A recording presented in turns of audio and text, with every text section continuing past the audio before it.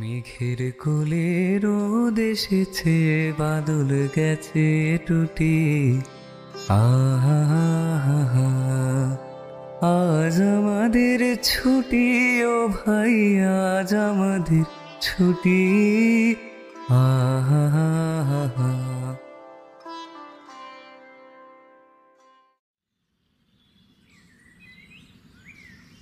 কি ব্যাপার ভায়া, সকাল সকাল এত ফুরফুরে মেজাজ? তা বলি, হাতে তো তেমন কেশ না থাকায় ছুটিতেই তো আছো, তা এত ছুটি ছুটি মন কেন?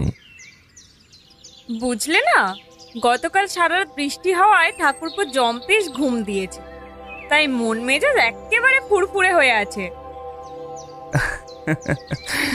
বৌঠান মন্দ বলেনি কথাটা, তবে রথিজিৎ তোমার মতো বেরসিক মানুষ এই বর্ষা ঋতুর কদর করতে জানে না। বুঝলেন বৌঠান, এই বর্ষাকাল পড়লেই নয়, ওই ছোটবেলার স্মৃতিগুলো কেমন যেন ভেসে আসে। সেই বর্ষা বাদলার দিনে কচু পাতার মাথায় দিয়ে স্কুলে যাওয়া, তারপর রাস্তার জমা জলে কাগজে নৌকো ভাসানো, আর গরম ভাতের সাথে সর্ষে ইলিশ, আহা হা, কি স্বাদ তার। তা ভালোই তো ঠাকুরপো, ওনাকে বলো না পুটিরামকে সাথে নিয়ে বাজারে যেতে ইলিশ আনার জন্য, তাহলে আজকে দুপুরে গরম ভাত আর তার সাথে সর্ষে ইলিশ পেড়ে খাওয়া হতো। না বৌঠান, রথিজিৎকে বলে আর লাভ নেই। এখনই বলবে হাতে কেশ নেই, তারপর দেখবো ইলিশের দরদাম নিয়ে বসবে। কি রথিজিৎ, চুপ হয়ে গেলে কেন? সকাল সকাল বেরসিক বলায় চড়লে নাকি? রথিজিৎ এতক্ষণ চায়ের কাপে চুমুক দিতে দিতে খবরের কাগজ পড়ছিল। হঠাৎ খবরের কাগজটা ভাঁজ করে উঠে দাঁড়াতে মনে মনে ভাবলাম, এই রে, সকাল সকাল বেরসিক বলায় বেজায় খেপেছে হয়তো। মানে বলছিলাম কি, রথিজিৎ, মেঘ, বাজারের ব্যাগ আর ছাতাটা দিয়ে যাও তো একবার, যখন তখন বৃষ্টি নামতে পারে। বেচারাম রান্নাঘরে কি যেন একটা কাজ করছিল। রথিজিতের বলার সঙ্গে সঙ্গে সে গামছায় হাত মুছতে মুছতে হাজির হলো। না, আজ বেচারাম নয়, আমার সাথে আজকে বাজারে যাবে বিজয়। আরে এ কি, আবার আমি কেন? বেচারাম তো যাচ্ছে তোমার সাথে। আমার বাজার যাওয়ার পাট সেই কবেই মেষ ছাড়ার সাথে সাথে চুকে গেছে। আমাকে এইবারের মতো ছেড়ে দাও। আজকে তোমার কোনো কথাই শোনা হবে না বিজয়। বৃষ্টি বাদলার দিনে কাদায় প্যাচ প্যাচ করে মাছের বাজারে গিয়ে যদি দরদাম করে ইলিশই না কেন, কোথায় আর বর্ষাকাল উপভোগ করলে? তবে শুধু বাজারে নয়। আচ্ছা মেঘ, শোনো, আজকে রান্নাঘর থেকেও তোমার ছুটি। আজকে রান্না আমি আর বিজয় মিলে করব। শুনেছি বিজয় রান্না খুব করতে ভালোবাসে। এই কথায় আমি খুব অবাক হলাম। রথিজিৎ খুব ভালো মতো জানে আমি রান্না করতে মোটেও পছন্দ করি না। আর সত্যি বলতে কি, নিজের হাতে রান্না করার প্রয়োজনও হয়নি কখনো। এই বাড়িতে আসার পর থেকে পুটিরাম এবং পরে বৌঠানের হাতে রান্না খেয়ে আমি অভ্যস্ত। সেই জন্য রথিজিতের মুখে আমি রান্না করতে ভালোবাসি শুনে প্রথমে অবাক হলেও পরে বুঝলাম সকালে বেরসিক বলায় বিপাকে ফেলার জন্য রান্না করার কথা বলছে। কি বললে রথিজিৎ? রান্না করতে ভালোবাসি? হ্যাঁ, তাও আবার আমি? হ্যাঁ মানে আমি তো তাই জানি। এই, তুমি কি পাগল হলে নাকি? রান্না করতে আমার প্রচুর বিরক্ত লাগে। তাছাড়া আমার ভয়ও লাগে যদি হঠাৎ করে ওই তেল ছিটকে গিয়ে আমার গায়ে এসে পড়ে। ওরে বাবা, আমি এই রান্না বান্নার ওই ধারে কাছে নেই। আহা, ও তো ভয় পাচ্ছ কেন? মাঝে মাঝে একটু অপছন্দের কাজ করা ভালো। অগত্যা, ধুর, কোথায় ভেবেছিলাম এমন বৃষ্টিমুখর দিনে বসে বসে লেখালেখি করব, সেখানে এই রথিজিৎটা না সব মাটি করে দিল। আসলে বৌঠানের অর্ধেক সময় রান্নাঘরেই কাটে। আজকে রথিজিতের মুখে রান্নাঘর থেকে ছুটির কথা শুনে মুখে বেশ প্রফুল্লতার ছাপ দেখেও আমি আর না বললাম না। এরপর বৌঠান চা দিয়ে গেলে সেটা খেয়ে আমি আর রথিজিৎ বাজারের উদ্দেশ্যে বেরিয়ে পড়ি।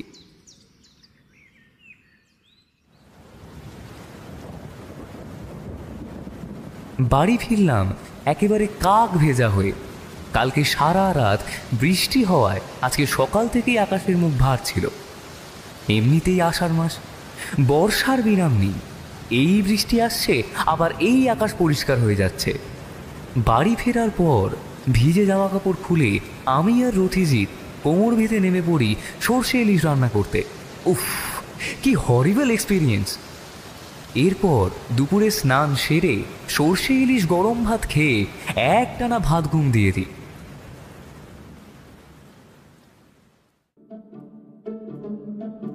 রথিজিতের এখন মাথাচাড়া দিয়ে উঠেছে এক অদ্ভুত শখ, অর্কিড সম্পর্কে জানা।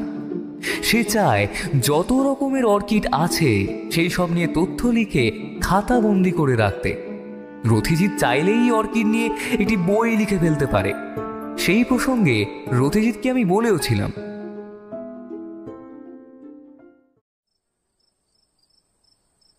যে আচ্ছা রথিজিৎ, তুমি যে অর্কিডগুলো নিয়ে রিসার্চ করছো, তা তুমি চাইলেই তো এই নিয়ে বই ছাপাতে পারো। তোমার না এই কাজকর্মগুলো বড়ই অদ্ভুত। তোমাকে দেখি আর ভাবি এসব কাজও তুমি কত মনোযোগ সহকারে করো। সত্যের অন্বেষণকারী রথিজিৎ সান্যাল যে কিনা খুন, মারপিট, চুরি চামারি, ভূতের কেস নিয়ে থাকে, সে কোথায় এই সমস্ত জিনিস নিয়ে লেখালেখি করবে, আর সেখানে তুমি কি না কোথায় বৈজ্ঞানিকদের মতো গাছপালা নিয়ে পড়েছ। তবে তোমার তথ্যগুলো একদম পুঙ্খানুপুঙ্খ। তাই তুমি চাইলে আমি আমার কিছু জানা পাবলিকেশনের সাথে কথা বলতে পারি। রথিজিৎ সান্যাল বই লিখতে চায় শুনলে কোনো পাবলিশাররা না করতে পারবেন না।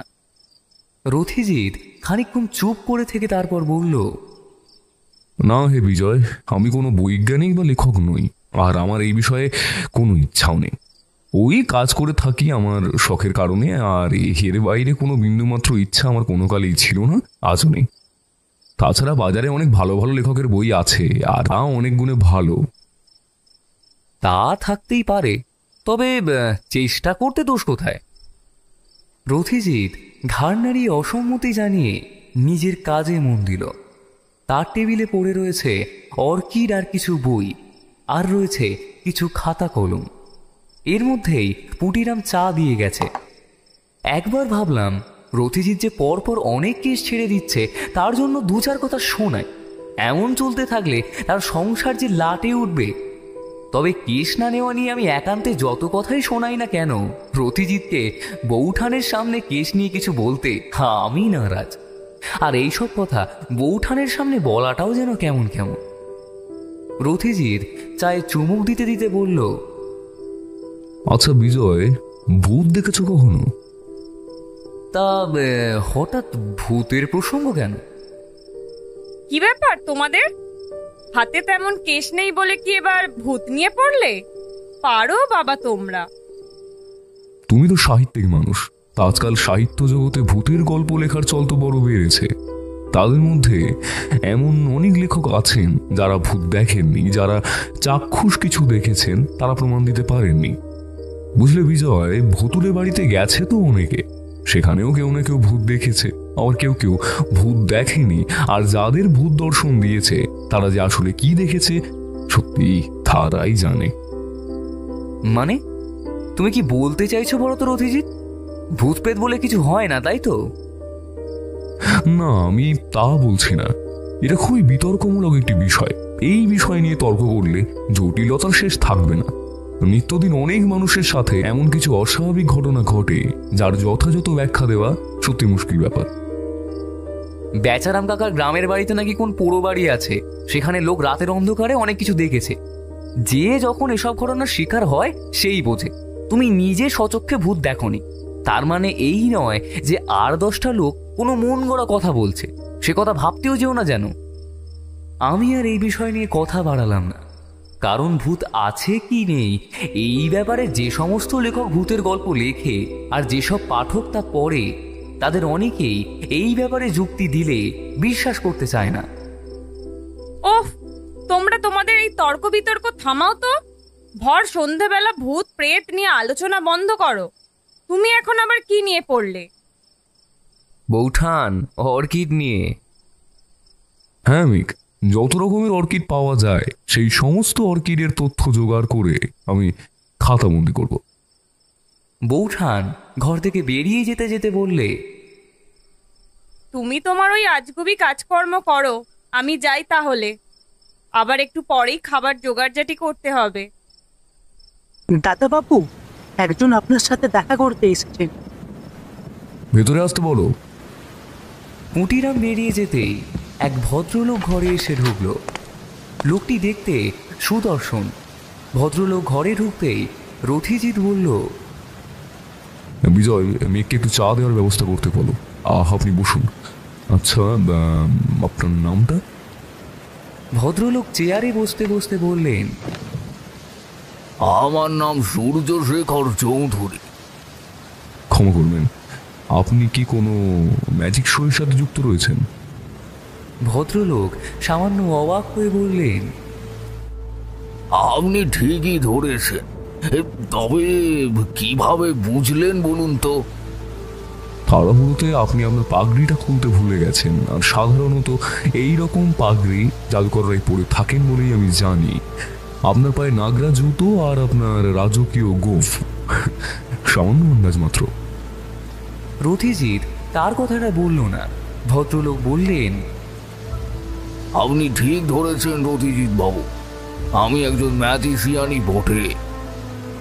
এক মিনিট, ম্যাজিশিয়ান মানে দ্য ওয়ান্ডার ম্যাজিকের কথা বলছেন কি? আপনি নাম শুনেছেন আমাদের ম্যাজিক শোয়ের? হ্যাঁ, তবে আপনি আমার কাছে এসেছেন মানে বিষয়টা গুরুতর কিছু ঘটেছে। বিশেষ কারণ না থাকলে এই বৃষ্টি বাদলার দিনে রাতের অন্ধকারে আসতে না নিশ্চয়ই। ভদ্রলোক কিছুক্ষণ রথিজিতের দিকে তাকিয়ে তারপর বললেন, রথিজিৎ বাবু, বড় বিপদে পড়ে আপনার কাছে এসেছি। আপনার সাহায্য ছাড়া এই বিপদ থেকে কি করে যে উদ্ধার পাবো তা আমি জানি না। খুব খারাপভাবে একটি খুনের সাথে আমি আর আমার ম্যাজিক শোয়ের সমস্ত সদস্য জড়িয়ে পড়েছি। আচ্ছা, আপনি আমার ব্যাপারে জানলেন কিভাবে? ঘটনাটা ঘটার পর ম্যাজিক শো যেখানে চলছিল সেখানকার একজন ভদ্রলোক আপনার কথা জানায়। পুলিশকে খবর দিয়েছিলেন? হ্যাঁ রথিজিৎ বাবু, ঘটনাটি ঘটার পর ঘটনাস্থলে উপস্থিত কেউ পুলিশকে খবর দিয়েছিল। ওনারা এসেছিলেন। আপনাকে খোলাখুলিভাবে সমস্ত ঘটনা বললে হয়তো আপনার ব্যাপারটা বুঝতে সুবিধে হবে। আমার মতে সেটাই ভালো হবে। আপনি নিশ্চিত মনে বলুন সবটা। রাতের অন্ধকার ছাড়া আপনি হয়তো সে সুযোগ পাবেন না। সূর্যকিশোরবাবু প্রথমে হকচকিয়ে গেলেন, তারপর বললেন, রাতের অন্ধকারে এলাম কারণ দিনের বেলা যদি কেউ দেখে আমি নেই তাহলে সেটা নিয়ে সমস্যা হবে। তাও এখন আমি এলাম আমার এক বিশ্বস্ত লোককে বলে। রথিজিৎ হাঁক দিয়ে বৌঠানকে ডেকে চায়ের জন্য বলে দিল। তারপর আমরা গুছিয়ে বসতেই ভদ্রলোক বলতে শুরু করলেন, আমাদের ম্যাজিক শোয়ের নাম দ্য ওয়ান্ডার ম্যাজিক। গোটা ভারতবর্ষের বুকে আমরা এখানে ওখানে ম্যাজিক শো করে থাকি। বছরের এই সময়টা আমরা এই শহরে এসে থাকি কারণ এখানে ম্যাজিক শো করে তারপর আবার অন্য কোথাও চলে যায়। এবারে আমাদের ম্যাজিক শোয়ের তৃতীয় দিন ছিল পরশুদিন। ম্যাজিক শোয়ে যারা অ্যাসিস্ট করে থাকে তারা অনেকে একসাথে থাকে। সমস্ত অ্যাসিস্ট্যান্টের জন্য আলাদা আলাদা কাজ ভাগ করা থাকে। আমি হচ্ছি এই ম্যাজিক শোয়ের হেড, তাই বলতে পারেন ম্যাজিক শোয়ের সমস্ত ম্যানেজারের কাজ আমাকেই করতে হয়। আপনি ভাবছেন হয়তো যে একজন ম্যাজিশিয়ান হয়ে ম্যানেজার না রেখে নিজেই সবটা করি কেন। আসলে সবটা নিজের হাতে রেখে করে নিতে আমি ব্যক্তিগতভাবে পছন্দ করি। আমাদের ম্যাজিক শোয়ের সময়টা বাদে আমরা আমাদের জন্য ভেলা তাঁবুতেই থাকতাম। তৃতীয় দিন অর্থাৎ পরশু দিন আমাদের তাঁবু থেকে আমরা সকালে বেরিয়েছি। আমরা বেশ সকালের দিকেই উঠে যেতাম।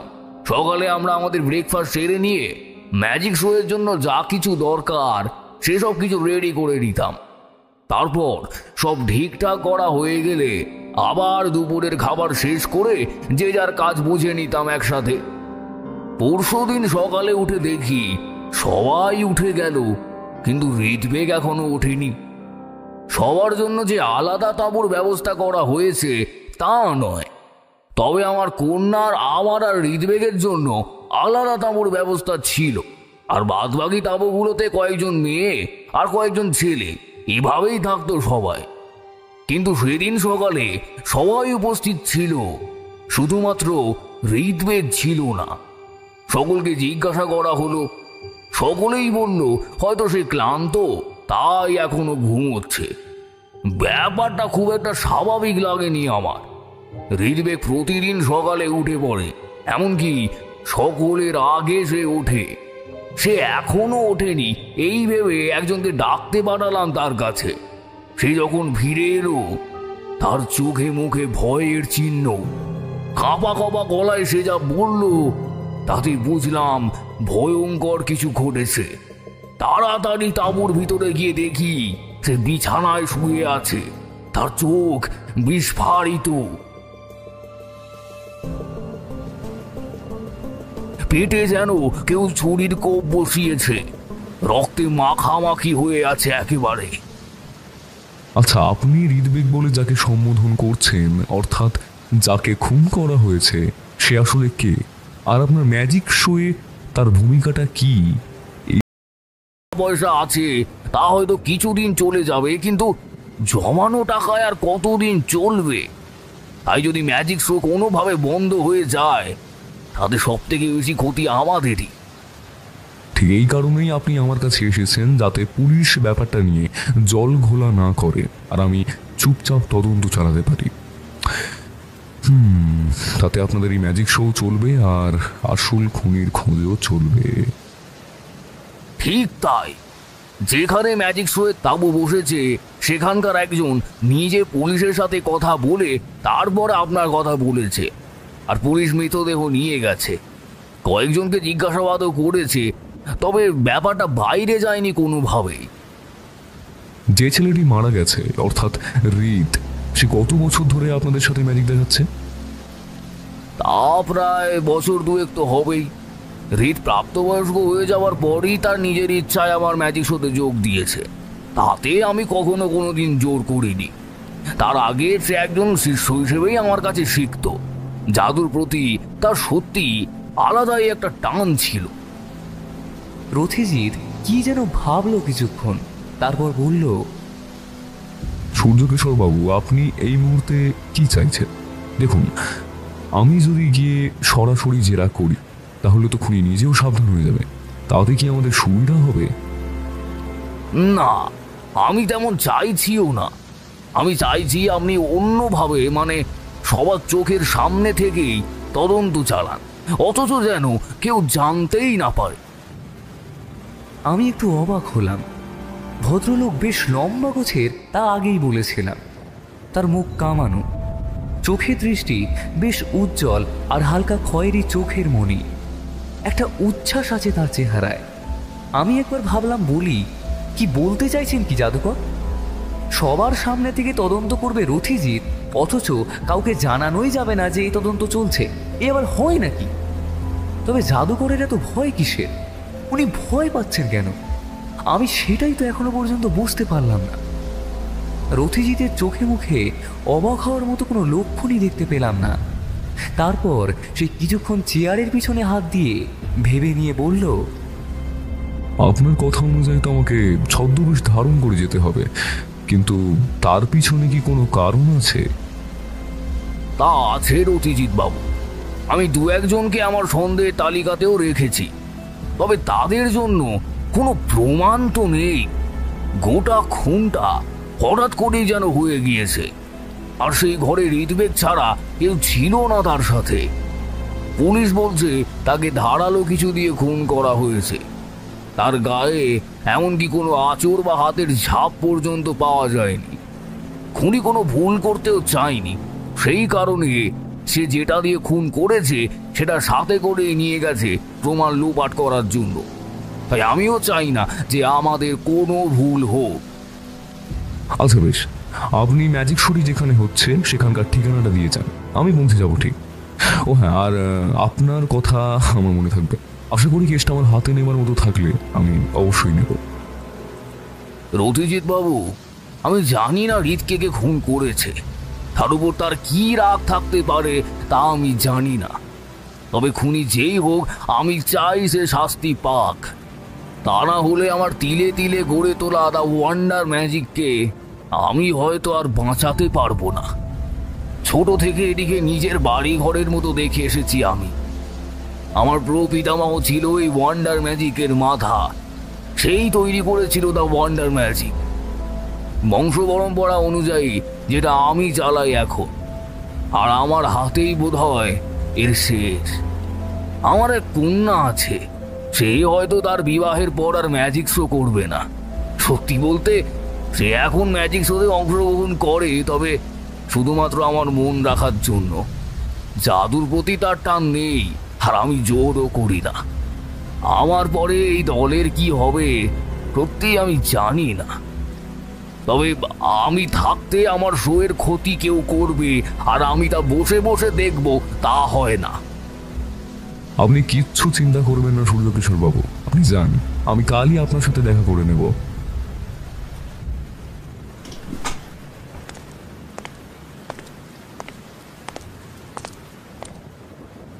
সূর্যকিশোরবাবু উঠে বেরিয়ে যেতেই আমি চেয়ার ছেড়ে উঠে দাঁড়ালাম।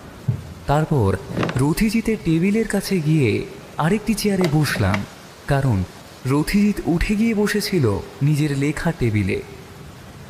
রথিজিতের পক্ষে অনায়াসেই একটা ব্যাপার থেকে অন্য একটা ব্যাপারের মধ্যে ঢুকে পড়াটা খুব একটা বেশি অসাধ্যকর নয়।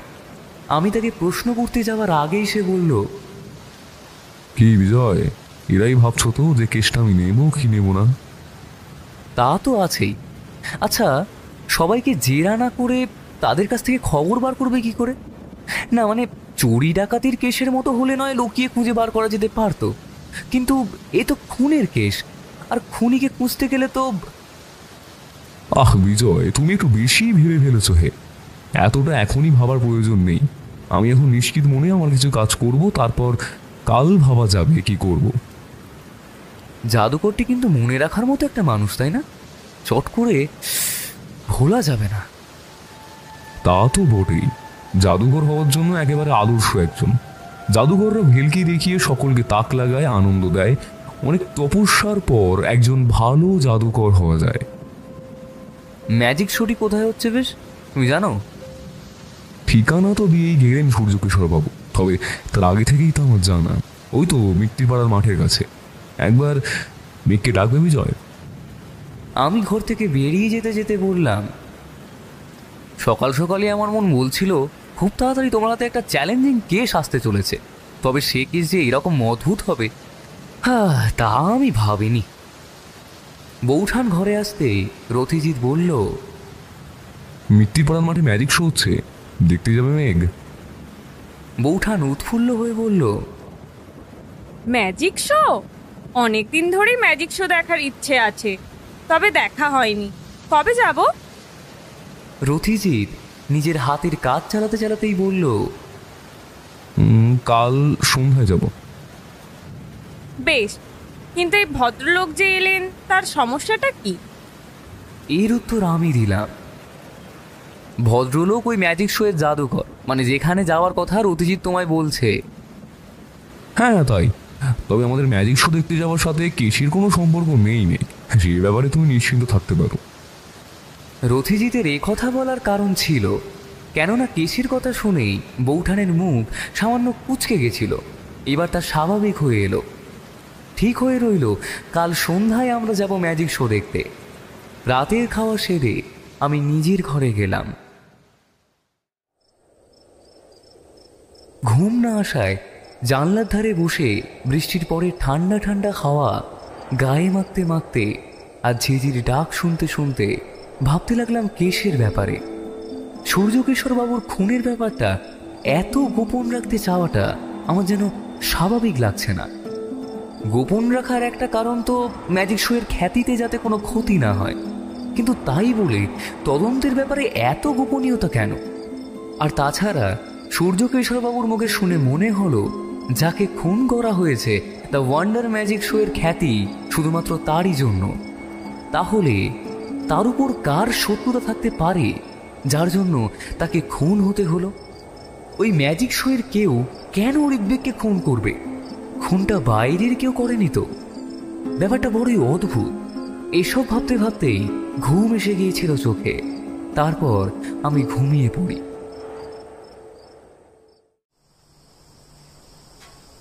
বেলার দিকে রথিজিৎ কোথাও একটা বেরিয়েছিল। যখন ফিরল তার হাতে 3টে ম্যাজিক শোয়ের টিকিট। পুটিরামকেও বলা হয়েছিল যাওয়ার জন্য, কিন্তু তার প্রবল আপত্তির সামনে আমার বা বৌঠানের কোনো অনুরোধ টেকেনি। একমাত্র রথিজিৎ দেখলাম তাকে কিছুই না বলে মিটিমিটি হাসছে। এই, তুমি হাসছো কেন? আমি তোমার থেকে ভালো বেচারামকে চিনি, তাই সে যখন একবার না বলেছে তুমি তাকে কখনোই হ্যাঁ করাতে পারবে না। আর এসবে তার কোনো আগ্রহই নেই। তাহলে কখন বেরোচ্ছি আমরা? আর সূর্যকেশর বাবুর সাথে দেখা হলো? তার সাথে দেখা করার কথা তো ছিল না, আমি তো গিয়েছিলাম টিকিট জোগাড়ের জন্য। তুমি কি আমায় তোমায় নতুন করে চেনাবে নাকি? আমি আজ থেকে চিনি না রথিজিৎ তোমাকে। তুমি অকারণে একটা খেসে হাত দেবার পরেও সময় নষ্ট করবে তা তো হয় না। তাই না লুকিয়ে খুলে বলো। ধরেই যখন ফেলেছো তখন তোমার থেকে আর লুকোনোর কিছুই নেই। আমি গেছিলাম টিকিট আর খুনের কেসের ব্যাপারে পুলিশের জেরার খবর জোগাড় করতে। পুলিশ কি বলছে? পুলিশের কথা আর সূর্যকেশর বাবুর কথার মধ্যে আমি তেমন ফারাক খুঁজে পাইনি, তবে পুলিশ একটা নতুন খবর জানালো। খুনের কারণ কিছু জানতে পারলে? মানে কিভাবে খুন হয়েছে? খুনিতে একটা ধারালো কিছু দিয়ে খুন করেছে। প্রমাণ লোপাট করার জন্য যেটা দিয়ে খুন করেছে সেটাও খুনি সাথে করে নিয়ে গেছে, যাতে সহজে কেউ ধরতে না পারে। শরীরের কোথাও কোনো আঁচড়ের বা ধস্তাধস্তির চিহ্ন না থাকায় পুলিশ চাইলেও সবার হাতের ছাপ পরীক্ষা করে খুনিকে ধরতে পারবে না। এদিকে যারা ম্যাজিক শোয়ের আয়োজন করেছে তারা বেশ উচ্চ স্তরের কেউ। সূর্যকেশর বাবু তার ক্ষমতা কাজে লাগিয়ে কেসটাকে সবার সামনে এখনো আসতে দেয়নি। এতে দ্য ওয়ান্ডার ম্যাজিক শোয়ের সাথে সাথে যারা এই শোয়ের আয়োজন করেছে তাদেরও যাতে কোনো লোকসান না হয়। বলো কি? এ তো গুরুতর ব্যাপার। বিজয়, শুধু তাই নয়, পুলিশের সন্দেহর চোখ পড়েছে রিতকে যে ছেলেটি অ্যাসিস্ট করত তার উপর। কারণ ওই ছেলেটি রিতের সাথে বেশি সময় ধরে থাকতো। জাদুকর রিতবেগ তার দিনের অর্ধেক সময় ম্যাজিক ট্রিক অভ্যাসের মধ্যে কাটায়, কিন্তু তার বিরুদ্ধে শক্ত কোনো প্রমাণ নেই বলে তারা কেসে হতে পারছে না। আর সেই প্রমাণটা খুঁজতেই তোমায় কাজে লাগাতে চাইছেন সূর্যকেশর বাবু। ঠিক।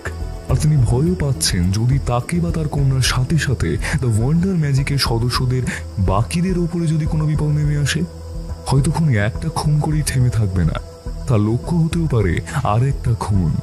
ঠিক এই কারণেই সূর্যকেশরবাবু ভয় পাচ্ছেন। দ্য ওয়ান্ডার ম্যাজিকে কাজ করা প্রতিটি মানুষই এক একজন শিল্পী। একটা শিল্পী কমে যাওয়া মানে তুমি বুঝতে পারছো বিজয়? আমি এতক্ষণ পরে ওনার ভয় পাওয়ার আসল কারণটা বুঝলাম। একটা মানুষের মৃত্যুতে গোটা টিমের ক্ষতি, আর একটা ম্যাজিক শো এর হেড হিসেবে তার ক্ষতি অনেক বড়। কি ভাইয়া, আবার কি ভাবছো? আমায় অন্য মনস্ক দেখে রথিজিৎ প্রশ্ন করল।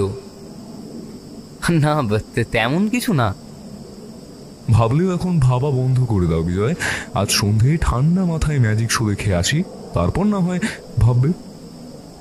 তুমি ঠিকই বলেছ রথিজিৎ। ম্যাজিক শোতে কোন ম্যাজিকটা সব থেকে বেশি ভালো লাগে তোমার? আমি সামান্য হেসে উত্তর দিলাম, ভায়া, এর আগে আমার কখনো ম্যাজিক শো দেখার সৌভাগ্য হয়নি। তার মানে এটা তোমার প্রথম ম্যাজিক শো দেখা? একদমই তাই।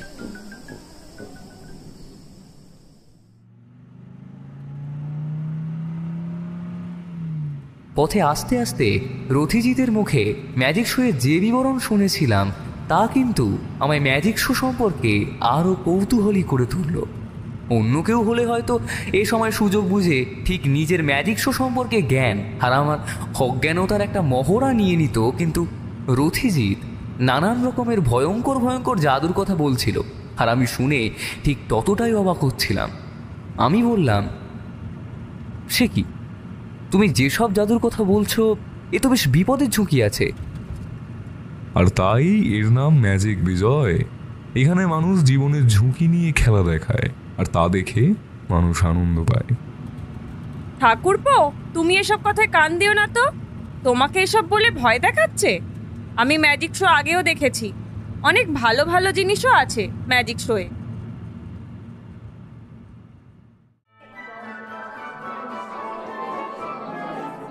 ম্যাজিক শো এর মাঝামাঝি গিয়ে আমরা বসেছিলাম।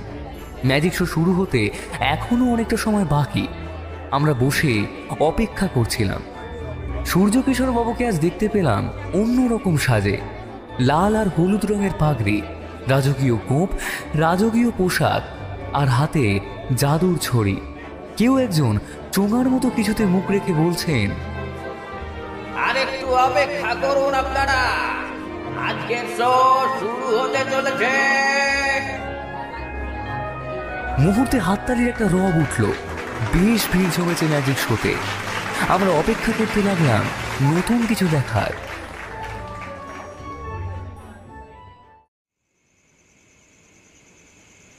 বাবা, এত কিছু! তবে বেশ ভালো লাগলো, মানে দারুণ এক্সপিরিয়েন্স আর কি। আচ্ছা রথিজিৎ, ম্যাজিক শো এর মাঝখানে তুমি উঠে কোথায় গেলে বলো তো?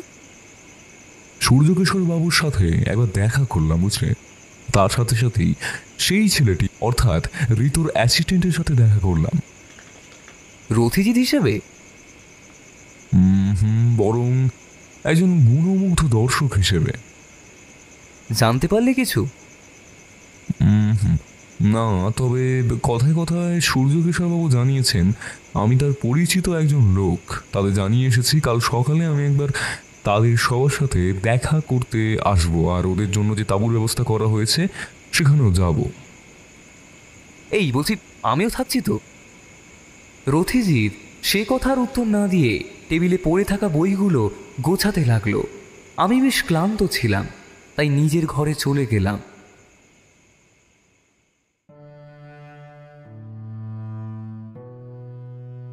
নমস্কার, এসে গেছি গল্প শুধু গল্প নয় আরেকটি নতুন গল্প নিয়ে। আমি গল্প শুধু গল্প নয় চ্যানেল থেকে সৌম্য বলছি। গল্পটিতে ফেরত যাওয়ার আগে আপনাদের কাছে আমাদের একটি বিনীত অনুরোধ, দয়া করে হেডফোনটি লাগিয়ে নিন 3D অডিও পাওয়ার জন্য। আজ আপনাদের জন্য রয়েছে মায়াবতীর কলমে রথিজিতের গোয়েন্দা কাহিনী জাদু মৃত্যু রহস্য। শুনতে থাকুন রথিজিতের গল্প।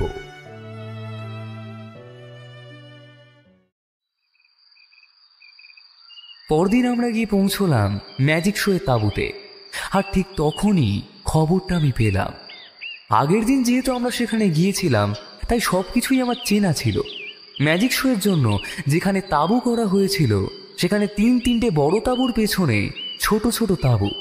তবে সামনে দেখলাম অনেক সবাই জড়ো হয়ে দাঁড়িয়ে আছে। আমাদের কেমন যেন লাগলো। আমরা দুজনেই দুজনের মুখের দিকে তাকালাম একবার, তারপর এগিয়ে গেলাম সেদিকটায়। কারোর একটা গলা শোনা গেল। এভাবে আর চলছে না ব্যাপারটা, পুলিশকে এবার শক্ত হাতে হাল ধরতে হবে। আপনাদেরকে না জানিয়েই আমি ইতিমধ্যে রথিজিৎ স্যান্নালের কাছে কেসটা নিয়ে গিয়েছিলাম। তিনি বলেছেন। সামনে গিয়ে হঠাৎ রথিজিৎ বলল, সূর্যকিশোরবাবু পুলিশকে খুনের ব্যাপারটা জানান। আজ থেকে কেসের দায়িত্বটা আমি নিলাম। আপনারা সকলে নিশ্চিন্ত থাকুন। আর সূর্যকিশোরবাবু, আপনি একটু আমাদের সাথে এই দিকটা আসবেন, চারপাশে একটু ঘুরে দেখব। তবে হ্যাঁ, তার আগে আমি ম্যাজিক শোটা যারা পরিচালনা করছেন তাদের কারোর সাথে কথা বলতে চাই। রথিজিৎকে দেখে সবাই তার দিকে অবাক দৃষ্টিতে তাকালো। একজন ভদ্রলোক এগিয়ে এসে বললেন, নমস্কার। হ্যাঁ নমস্কার। আপনি আপনার পরিচয়টা দিলে ভালো হয়। আমার নাম রঞ্জিত কুমার, আমি ম্যাজিক শো এর পুরো ব্যাপারটা দেখছি। সূর্যকিশোর স্যার আপনাকে কেসের ব্যাপারে জানিয়েছেন, আমাদের জানা ছিল না। না হলে আপনাকে জানিয়েছেন, জানলে তো আমি আর ব্যাপারটা চাপা দেবার চেষ্টা করতাম না। এইসব কথা না হয় পরে হবে, আপনি শুধু লক্ষ্য রাখবেন যতক্ষণ না পুলিশ আসছে সবাই যেন এক জায়গায় ওই ম্যাজিক শোয়ে তাঁবুতে থাকে, যেন কেউ ওখান থেকে বাইরে যেতে না পারে। আপনার উপর দায়িত্ব দিয়ে গেলাম। আসুন সূর্যকিশোরবাবু, চলে এসো বিজয়। ভদ্রলোককে দায়িত্ব দিয়ে আমরা নিজেদের কাজ করতে চলে গেলাম। আমরা তিনজন গিয়ে একটা তাঁবুর মধ্যে ঢুকলাম। একটা ছেলে বিছানার মতো একটা জায়গায় শুয়ে। ছেলেটি আর কেউ নয়, ঋতুর অ্যাসিস্ট্যান্ট, যাকে কালকে আমরা সূর্যকিশোর বাবুকে ম্যাজিক শোতে অ্যাসিস্ট করতে দেখেছি। সে একইভাবে খুন হয়েছে, 2 চোখ বিস্ফারিত, পেটে ধারালো কিছু পড়ে খুন করা হয়েছে। রথিজিৎ প্রথমে মৃতদেহটা ভালোভাবে দেখে নিয়ে তারপর উঠে দাঁড়ালো। তারপর গোটা তাঁবুটা ঘুরতে ঘুরতে বলল, ব্যাপারটা আমাকে খুলে বলুন, আসলেই কি হয়েছে? সূর্যকিশোরবাবু ভেঙে পড়েছেন এবার। পুত্র সমতুল্য হৃদকে হারানো, তারপর আরেকজন অ্যাসিস্ট্যান্টকে হারানো, দুজন শিল্পী হারিয়েছেন তিনি। ম্লান গলায় বললেন, আগের বারের মতোই সকালে একজন ডাক্তার এসে দেখে মুকুল বিছানায় শুয়ে আছে, চোখ বিস্ফারিত আর শরীরে প্রাণ নেই। আচ্ছা, আপনি একটা কথা বলুন, ওদের মানে ঋত বা মুকুলের কি কোনো ব্যক্তিগত শত্রু ছিল? মানে সম্প্রতি এমন কি কোনো কিছু ঘটেছে যার সাথে মুকুল এবং ঋত দুজনেই জড়িত ছিল বা এই খুনের সাথে সম্পর্কিত হতে পারে এমন কিছু? না রথিজিৎ বাবু, এমন কিছু ঘটেছে বলে আমার তো তেমন কিছু মনে পড়ে না। আর ওদের সাথে কারোর কোনো শত্রুতা হতে যাবেই বা কেন? রথিজিৎ সামান্য হেসে তারপর মৃতদেহর কাছে এসে বলল, সূর্যশেখর বাবু, আপনি কি কখনো জেনে শুনে শত্রু বানাবেন? কেউই কখনো জেনে শুনে শত্রু বানায় না, নিজের অজ্ঞাতেই তা বানায়। রথিজিৎ বাবু, সবটা জানাজানি হয়ে গেলে পুলিশ এসে হয়তো এবার আমাদের ম্যাজিক শো বন্ধই করে দেবে। সূর্যকিশোর বাবু, দ্য ওয়ান্ডার ম্যাজিকের দুজন সদস্যের খুন হয়ে গেছে। আপনি এখনো সবটা চাপা দিয়ে রাখতে চাইছেন শুধুমাত্র আপনাদের খ্যাতি এবং আপনাদের টিমের সদস্যদের কাজ বাঁচানোর জন্য? এটা একদমই ঠিক নয়। এখানে আমি আপনাকে সমর্থন করতে পারছি না। আপনি হয়তো ঠিকই বলছেন, আমার আপনাদের কাজে বাধা দেওয়া উচিত হয়নি। আপনার যা ভালো মনে হয় আপনি করুন। আমি এখন একবার আপনাদের ম্যাজিক শো এর সব সদস্যের সাথে একবার কথা বলতে চাই। আপাতত পুলিশ এসে বডি নিয়ে যাক, চলুন আমরা একবার সবার সাথে কথা বলে নিই। আর হ্যাঁ, আপনাদের এখানে মুকুল বলে ছেলেটি যার সাথে বেশি মেলামেশা করতো তাকে একটু ডেকে দেবেন, তার সাথে আমার একটু কথা বলা দরকার। মুকুল যে তাঁবুতে ছিল সেটা থেকে আমরা বেরিয়ে এসে বড় সার্কাসের তাঁবুতে ঢুকলাম। আমাদেরকে ঢুকতে দেখে রঞ্জিত কুমার এগিয়ে এসে বললেন, রথিজিৎ বাবু, আপনার কথা মতো সবাই এখানেই আছে। ধন্যবাদ আপনাকে। এবার আপনারা সবাই এক এক করে আমার কাছে আসবেন। আপনাদের সকলকে কিছু জিজ্ঞাসাবাদ করার আছে আমার। সবার প্রথমে মুকুল, যার সাথে বেশি মেলামেশা করতো তাকে পাঠাবেন। আর সূর্যকিশোর বাবু আর রঞ্জিত বাবু, আপনারা গিয়ে বসুন, প্রয়োজন হলে আমি আপনাদের ডেকে নেব। এরপর একজন ভদ্রলোক এগিয়ে এলেন। আপনার নাম? আগে বিকাশ দাস। আপনি মুকুলকে ঠিক কতদিন ধরে চেনেন? স্যার, আমি এই দলের সাথে কাজ করছি আজ 5 বছর হলো। মুকুল এই দলে যোগ দিয়েছে 2.5 বছরের মতো হবে। মুকুল আমার ছোট ভাইয়ের মতো। কালকে আপনার মুকুলের সাথে সে কখন দেখা হয়েছে? ওকে দেখে আপনার কি কিছু অদ্ভুত মনে হয়েছিল? স্যার, আমি আর মুকুল না অনেক রাত পর্যন্ত ওর তাঁবুতে বসে কথা বলি। আমি সাধারণত এখানের সমস্ত সদস্যদের চা জল খাবার দিয়ে থাকি। আর ওই টুকটাক যে যেসব জিনিসপত্র আছে না, সেগুলো ওই হাতের কাছেই একটু জোগাড় করে দিই। কিন্তু ঋতবেক স্যার খুন হয়ে যাওয়ার পর বড়বাবু মানে সূর্যকিশোর স্যার আমাকে গতকাল ম্যাডামের তাঁবুর বাইরে পাহারা দেওয়ার জন্য বলেছিলেন। তাই কালকে রাতে মুকুলের সাথে আমার দেখা হয়নি। শেষ কথা হয়েছিল সন্ধেবেলায়। ও আমাকে বলেছিল চা দিতে। আমি যখন ওকে চা দিতে গিয়েছিলাম, ওর তাঁবুতেই বসেছিল। ওকে দেখে আমার কেমন একটা মন মরা লাগায় আমি ওকে জিজ্ঞাসা করেছিলাম যে কিছু হয়েছে। ও সেই কথার উত্তর দেয়। আমি ভাবলাম হয়তো ঋতবেক স্যার মারা যাওয়ায় কষ্ট পেয়েছে, তাই মন মরা হয়ে পড়ে আছে। আমি আর কিছু না বলেই তারপর বেরিয়ে এসেছিলাম। কাল রাত্রে কি আপনি কোনো শব্দ শুনেছিলেন? না স্যার। আচ্ছা বেশ, মুকুলের সাথে কারোর ব্যক্তিগত শত্রুতা ছিল কি? মানে মুকুল বা ম্যাজিশিয়ান ঋতবেক দুজনের সাথেই কারোর কোনো শত্রুতা? আচ্ছা, তোমাকে কি মুকুল কখনো কিছু বলেছে? না স্যার, আমাকে তো মুকুল কখনো কোনো কিছু বলেইনি। ও খুব একটা কারোর সাথে মেলামেশাও করতো না। ও শত্রু হবেই বা কী করে? আর ঋতবেক স্যারের মতো তো মানুষই হয়। এত বড় মাপের একজন জাদুকর হয়েও সকলের সাথে এমন সমানভাবে মেলামেশা করতেন। কিন্তু কোথা থেকে যে কি হয়ে গেল। কেউ মেলামেশা করে না বলে তার কোনো শত্রু হবে না, সেটার কোনো গ্যারেন্টি নেই। আচ্ছা, আপনি যান, আর হ্যাঁ, যারা আছে তাদের মধ্যে একজনকে পাঠিয়ে দিন। তোমার নাম? আমার নাম বরফি। কতদিন ধরে এখানে কাজ করছো? প্রায় 3 বছরের বেশি হবে। এই খুনের ব্যাপারে তুমি কতটা জানো? খুনের ব্যাপারে আমি কিছুই জানি না স্যার, বিশ্বাস করুন।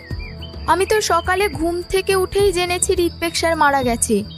আমি বিকাশদাকে বলেও ছিলাম যে পুলিশকে জানাতে ঋত্বেক স্যারের খুনির যেন শাস্তি হয়। বিকাশদা বললেন, মালিকদের ব্যাপার বুঝলি তো, ওরা যেটা ভালো বুঝবে সেটাই হবে, তাই আর কিছু বলিনি। কিন্তু আজ যখন আবার একটা খুন হলো, এবার যদি খুনিকে ধরার জন্য একটা ব্যবস্থা না হয় তাহলে আমি এই ম্যাজিক শোয়ের টিম ছেড়ে দেব বলেই রেখেছি বড় স্যারকে। আমি একবার বরফির চোখের দিকে তাকালাম। কথাবার্তা শুনে বেশ ডান পিঠে ধরনের মনে হলো। সে ক্লান্ত ম্লান গলায় বলল, মুকুলদা আমায় বোন বলে ডাকতো। আমার তো ছোটবেলা থেকেই কেউ নেই, মা বাবা কবেই মারা গেছে। নিজে লেখাপড়া শিখেছিলাম সামান্য, তারপরেই ম্যাজিক শোয়ের টিম যোগ দিই। শুনেছি আপনি নাকি খুব বড় গোয়েন্দা, এমন নাকি অনেক কেস আপনি সামলেছেন। ঋত্বেক স্যার আর মুকুলদার খুনিকে খুঁজে বার করে ওকে শাস্তি দেবেন আপনি। রথিজিৎ তার দিকে তাকিয়ে বলল, বরফি, আমি গোয়েন্দা নই, আমি একজন সত্যের অন্বেষণকারী মাত্র। তবে খুনি তো ধরা পড়বে, খুনি যেই হোক না কেন শাস্তি পাবেই। একটা নয়, দুটো খুন সে করেছে, অন্তত আমার তো তাই মনে হয়। তাই তাকে ধরা পড়তেই হবে।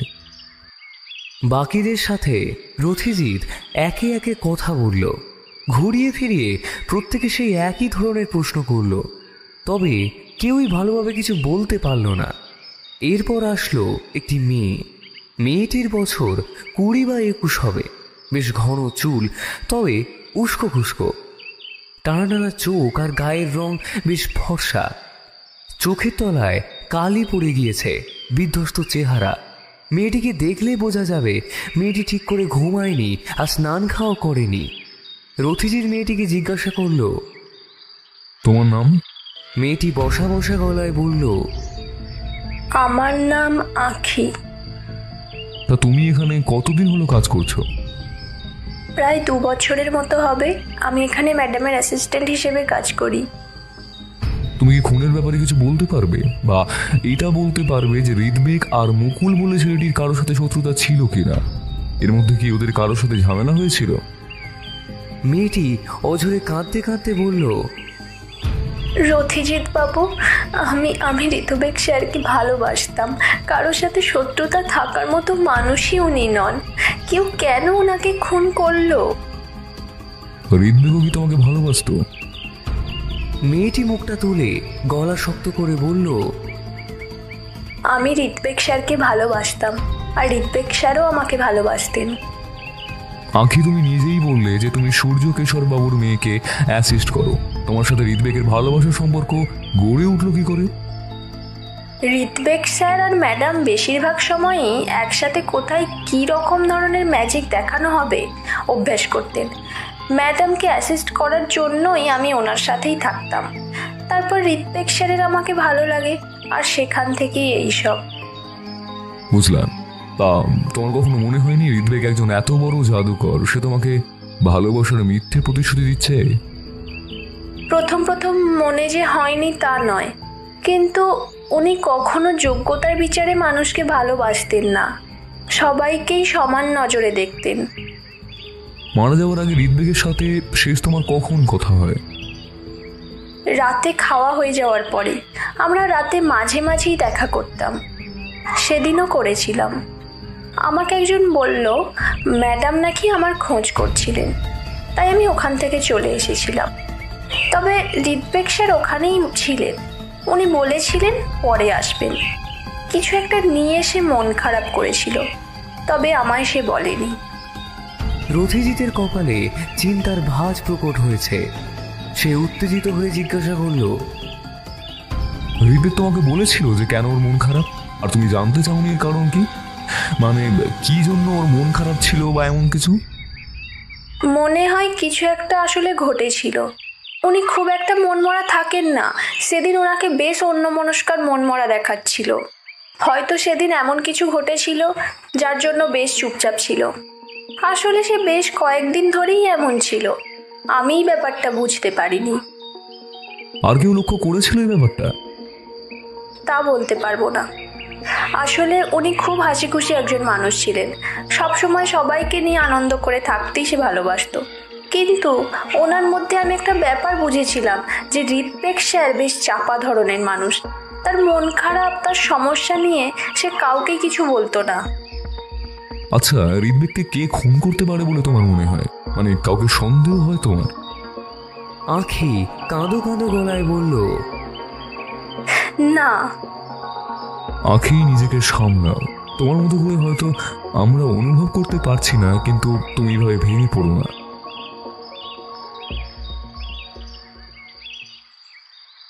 কি রথিজিৎ, সবার সাথে তো প্রায় কথা হয়ে গেল, এবার বাড়ি ফিরবে তো? না হে বিজয়, সূর্যকেশর বাবুর সাথে কিছু কথা বলার আছে। রথিজিৎ সূর্যকিশোর বাবুকে ডেকে পাঠালেন। সূর্যকিশোর বাবু, আপনি আঁখি নামের মেয়েটিকে কতটা চেনেন? মেয়েটি বেশ মিষ্ট স্বভাবের। বছর 2 হয়েছে মেয়েটি আমাদের সাথে কাজ করছে। ওর সাথে ঋত্বিকের একটা সম্পর্ক ছিল, তা কি আপনার জানা আছে? সূর্যকিশোর বাবু বেশ অবাক হলেন, বললেন, ঋত্বিক কেন ওই মেয়েটিকে ভালোবাসবে? কেন, না ভালোবাসার কারণ কি? হ্যাঁ রথজিৎ বাবু, আপনি ঠিকই। আমি প্রথমে শুনে অবাক হলাম, কারণ আমি কানাঘুষে শুনেছিলাম মুকুল আঁখিকে পছন্দ করে। তবে ঋত্বিকও আঁখি বলে মেয়েটাকে নিয়ে বেশ আগ্রহ প্রকাশ করতো বটে। আঁখিও কি মুকুলকে পছন্দ করতো? কিছু জানেন আপনি? না রথজিৎ বাবু, এই ব্যাপারে আমি কিছু জানি না। আপনার কারোর উপরেই সন্দেহ নেই? এমনকি সবাই বলছে যে ঋত্বিক আর মুকুলের কারোর সাথেই কোনো শত্রুতা নেই, তাকে খুন করার পিছনে কোনো শক্ত মোটিভও পাওয়া যাচ্ছে না। সূর্যকিশোর বাবু আরো কিছু বলার আগেই রঞ্জিত কুমার এসে বললেন, পুলিশ এসেছে, সবাইকে একবার বাইরে যেতে বলছেন। নমস্কার রথিজিৎ বাবু, আমি পলাশ চৌধুরী। আপনি আমাকে চিনবেন না, তবে পুলিশ মহলে আপনার অনেক নাম শুনেছি। পুলিশের আগেই যেখানে রথিজিৎ বাবু এখানে এসেছেন, সেখানে আমার আর কি দরকার? রথিজিৎ কেমন একটা চোখের ইশারা করলো ইন্সপেক্টরের দিকে, তারপর তাকে টেনে অন্য দিকে নিয়ে গিয়ে কি যেন বলল। ফিরে আসতেই রথিজিৎ আর ইন্সপেক্টর মিলে মুকুলের মৃতদেহ যেখানে ছিল আমরাও সেখানে গেলাম। পুলিশ মৃতদেহ নিয়ে চলে যেতেই আমরাও ফিরে এলাম।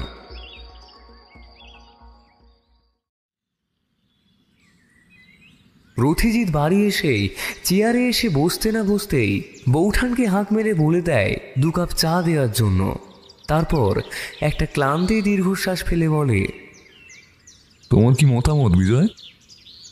দেখে যা বুঝলাম খুনটা যথাসম্ভব একজনই করেছে, মানে ওই 2টো খুনই। তোমার মনে হওয়াটা ভুল বলতে পারছি না আমি, তবে এটা মনে হওয়ার কারণ কি? 2টো খুনই একইভাবে করা হয়েছে। তুমি তো নিশ্চিতভাবে বলতে পারো না যে একজনই খুন করেছে। আমার মতে এমনটাও তো হতে পারে যে প্রথম খুনের মতো করার জন্য দ্বিতীয় খুনটা সাজানো হয়েছে। সত্যি তো, রথিজিৎ তো ভুল কিছু বলছে না, এটা তো আমি ভেবে দেখিনি। তাহলে কি ঋত্বিক আর মুকুলকে দুজন আলাদা আলাদা ব্যক্তি খুন করেছে? কিন্তু রথিজিৎ যে বলল ঋত্বিকের খুনের কোনো মোটিভ আপাতত মেলেনি, তাহলে মুকুলের খুনের কারণ কি? প্রথম খুনের কারণটা নিয়ে আমি নিশ্চিত না হলেও বোধহয় দ্বিতীয় খুনের কারণ আমি অনুমান করতে পেরেছি। তুমি কি করে বুঝলে যে আমি এটাই ভাবছিলাম? রথিজিৎ একটু হেসে বলল, আর এমন কি ব্যাপার বিজয়, তুমি যেমন অনেকদিন ধরে আমাকে চেনো, আমিও তো তোমাকে চিনি। আমার উত্তর শুনেই তোমার মন কেমন একটু চিন্তিত হলো, তাই তোমার মুখে একটা চিন্তার ভাব ফুটলো, কিন্তু তারপরেই তোমার মুখের মাঝে একটু ভাব বদলালো। চোখ সামান্য বড় হলো আর মুখটা সামান্য হালকা খুলে গেল। মানে তুমি অবাক হয়ে হঠাৎ কিছু একটা বুঝতে পেরেছো। এর মানে কি তোমায় বলে দিতে হবে আবার? কিন্তু অনুমানটা যে কি করলে তা তো বললে না। কিছুই না বিজয়, হতে পারে মুকুল প্রথম খুনের ব্যাপারে কিছু জানতো আর প্রমাণ লোপাটের জন্য তাকে সরিয়ে দেওয়াটা প্রয়োজনীয় ছিল। তোমার কি কাউকে সন্দেহ হচ্ছে রথিজিৎ? যা দেখছি সন্দেহের তালিকা থেকে তো কাউকেই বাদ দেওয়া যাচ্ছে না, এমনকি সূর্যকিশোর বাবুকেও না, স্পেশালি ওই ঋদ্বেগ আর আখির ব্যাপারটা জানার পর ভদ্রলোক কথাটা শুনে এমন চমকে গেলেন, আবার বললেন উনি নাকি ঋদ্বেগকে আখির প্রতি বেশ আগ্রহ প্রকাশ করতে দেখেছেন। আমার এই আখি নামের মেয়েটিকে সন্দেহ হচ্ছে, কারণ একমাত্র সেই দেখেছিল ঋদ্বেগকে সবার শেষে। আচ্ছা, পোস্টমর্টম রিপোর্টটা আগে আসুক, তারপর না হয় ভেবে দেখা যাবে। ওফ, আজ আর শরীর দিচ্ছে না বিজয়, খাওয়া দাওয়া করে একটু বিশ্রাম করে নাও, বিকেলে আবার বেরোতে হতে পারে।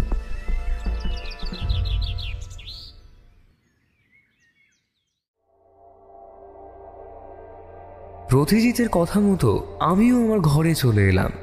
বেশ বুঝতে পারছি রথিজিৎ আর কথা বলতে চাইছে না, এখন একান্তে সে কেসটা নিয়ে ভাববে।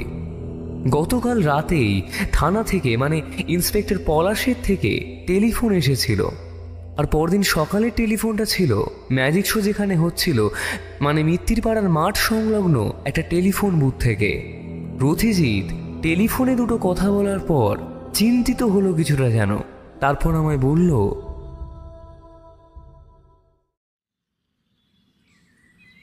দুটো খবর আছে বিজয়, আমাদের সন্দেহটাই ঠিক, দুটো খুন একইভাবে করা হয়েছে। ইন্সপেক্টর টেলিফোনে সেই কথাই জানালেন। চিন্তার বিষয় এখানে এই যে যেটা দিয়ে খুন করা হয়েছে সেটা পাওয়া গেছে, আর সেটায় কোনো আঙুলের ছাপ পাওয়া যায়নি।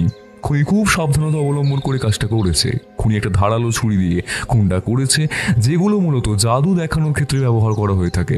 তবে পুলিশের সন্দেহ এই যে দুটো খুনি একজনই করেছে, আর শেষেই দ্য ওয়ান্ডার ম্যাজিকের সদস্যদের মধ্যেই কেউ। আসল কথাটা হলো পুলিশের অনুমান খুনি একজনই। তুমি এটা নিয়ে কি বলবে রথিজিৎ? দেখো বিজয়, খুনি কজন তা নিয়ে ভাবার সময় আসেনি। খুনের কারণ খুঁজে বার করাটা আগে দরকার, আর আমাদের সেটাই করতে হবে তাড়াতাড়ির মধ্যে, তাহলেই খুনি কে তা জানা যাবে। রথিজিতের মুখটা বেশ চিন্তিত লাগলো। জিজ্ঞেস করলাম, আর দ্বিতীয় খবরটা কি? যে ছুরির কথা তোমাকে আমি বললাম সেটা পাওয়া গেছে একজনের তাঁবু থেকে, আর তাকে তুমি আর আমি দুজনেই চিনি। তুমি ঠিক কার কথা বলছো বলো তো? সূর্যকিশোর বাবু বিজয়, দ্য ওয়ান্ডার ম্যাজিকের সদস্যদের মধ্যে অনেকেই তাকে সন্দেহ করছে। কিন্তু সূর্যকিশোর বাবু কেন এমনটা করবেন? এতে তো তারই ক্ষতি। বিজয়, লাভ ক্ষতির হিসেব তো পরে আসছে।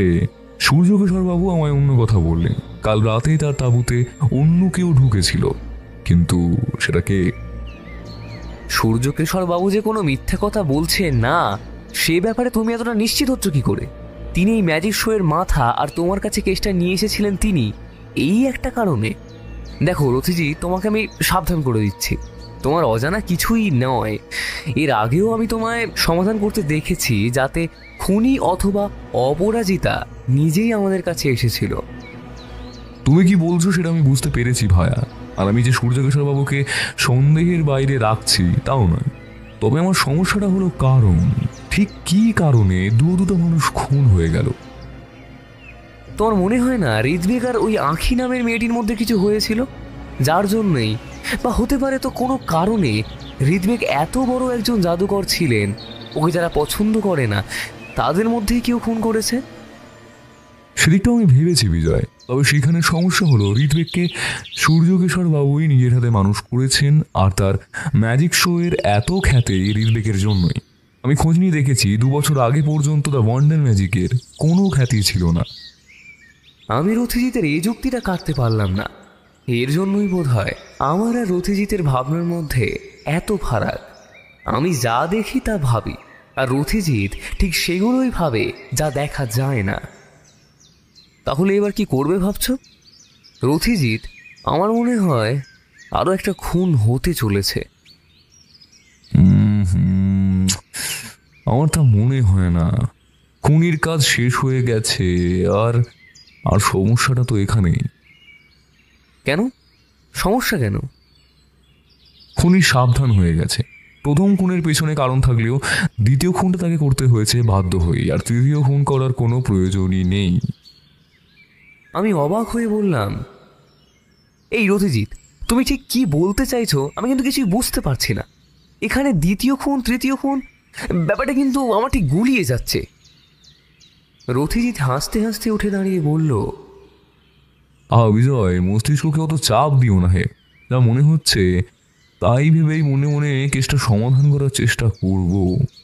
বাকিটা কাল সকালে ম্যাজিক শোয়ের ওখানে গিয়ে বুঝে নেওয়ার চেষ্টা করো না হয়। রথিজিৎ উঠে দাঁড়িয়ে আড়মোড়া ভাঙছিল। আমি বললাম, আচ্ছা রথিজিৎ, কেউ যদি কাউকে ছুরি দিয়ে খুন করে বা খুন করার জন্য উদ্যত হয়, তাহলে কি সে একবারও চিৎকার করার চেষ্টা করবে না? মানে আমি বলতে চাইছি, ধরো কেউ যখন জানে তোমার আশেপাশের তাঁবুতে আরও অনেকে আছে, তাহলে তো সে একবার হলেও চেষ্টা করবে শব্দ করার। এতজনের মাঝখান থেকে একজনকে ওভাবে খুন করাটা কি অস্বাভাবিক নয়? হ্যাঁ, ধরে নিচ্ছি সবাই ক্লান্ত হয়ে ঘুমিয়ে পড়েছিল, কিন্তু কেউ চিৎকার করলে কারোর যে ঘুম ভাঙবে না, এইটা কখনো সম্ভব? এই কারণেই তো তোমায় বললাম যে খুন আর হবে না। প্রথমে ঋত্বিককে খুন করা হয়েছে, আর খুনির ভয় ছিল মুকুলকে নিয়ে, তাই সে আমাদের বা পুলিশকে কিছু বলার আগেই তাকে সরিয়ে দিল। তবুও রথিজিৎ, আমার মনে হয় খুনটা তাঁবুতে হয়নি, হয়েছে অন্য কোথাও। আমারও তাই মনে হচ্ছে। কাল ম্যাজিক শোয়ের মাঠে গিয়ে একবার ভালো করে জায়গাটা দেখা দরকার। আমি আর কথা বাড়ালাম না, নিজের ঘরে চলে গেলাম। কেসটা ক্রমশ জটিল হয়ে যাচ্ছে। প্রথম খুন চাপা দেওয়ার জন্যই দ্বিতীয় খুন, তার মানে দ্বিতীয় খুনের কারণ স্পষ্ট, তবে প্রথম খুনের কারণ স্পষ্ট নয়। বেচারা মেশে চা দিয়ে গেল।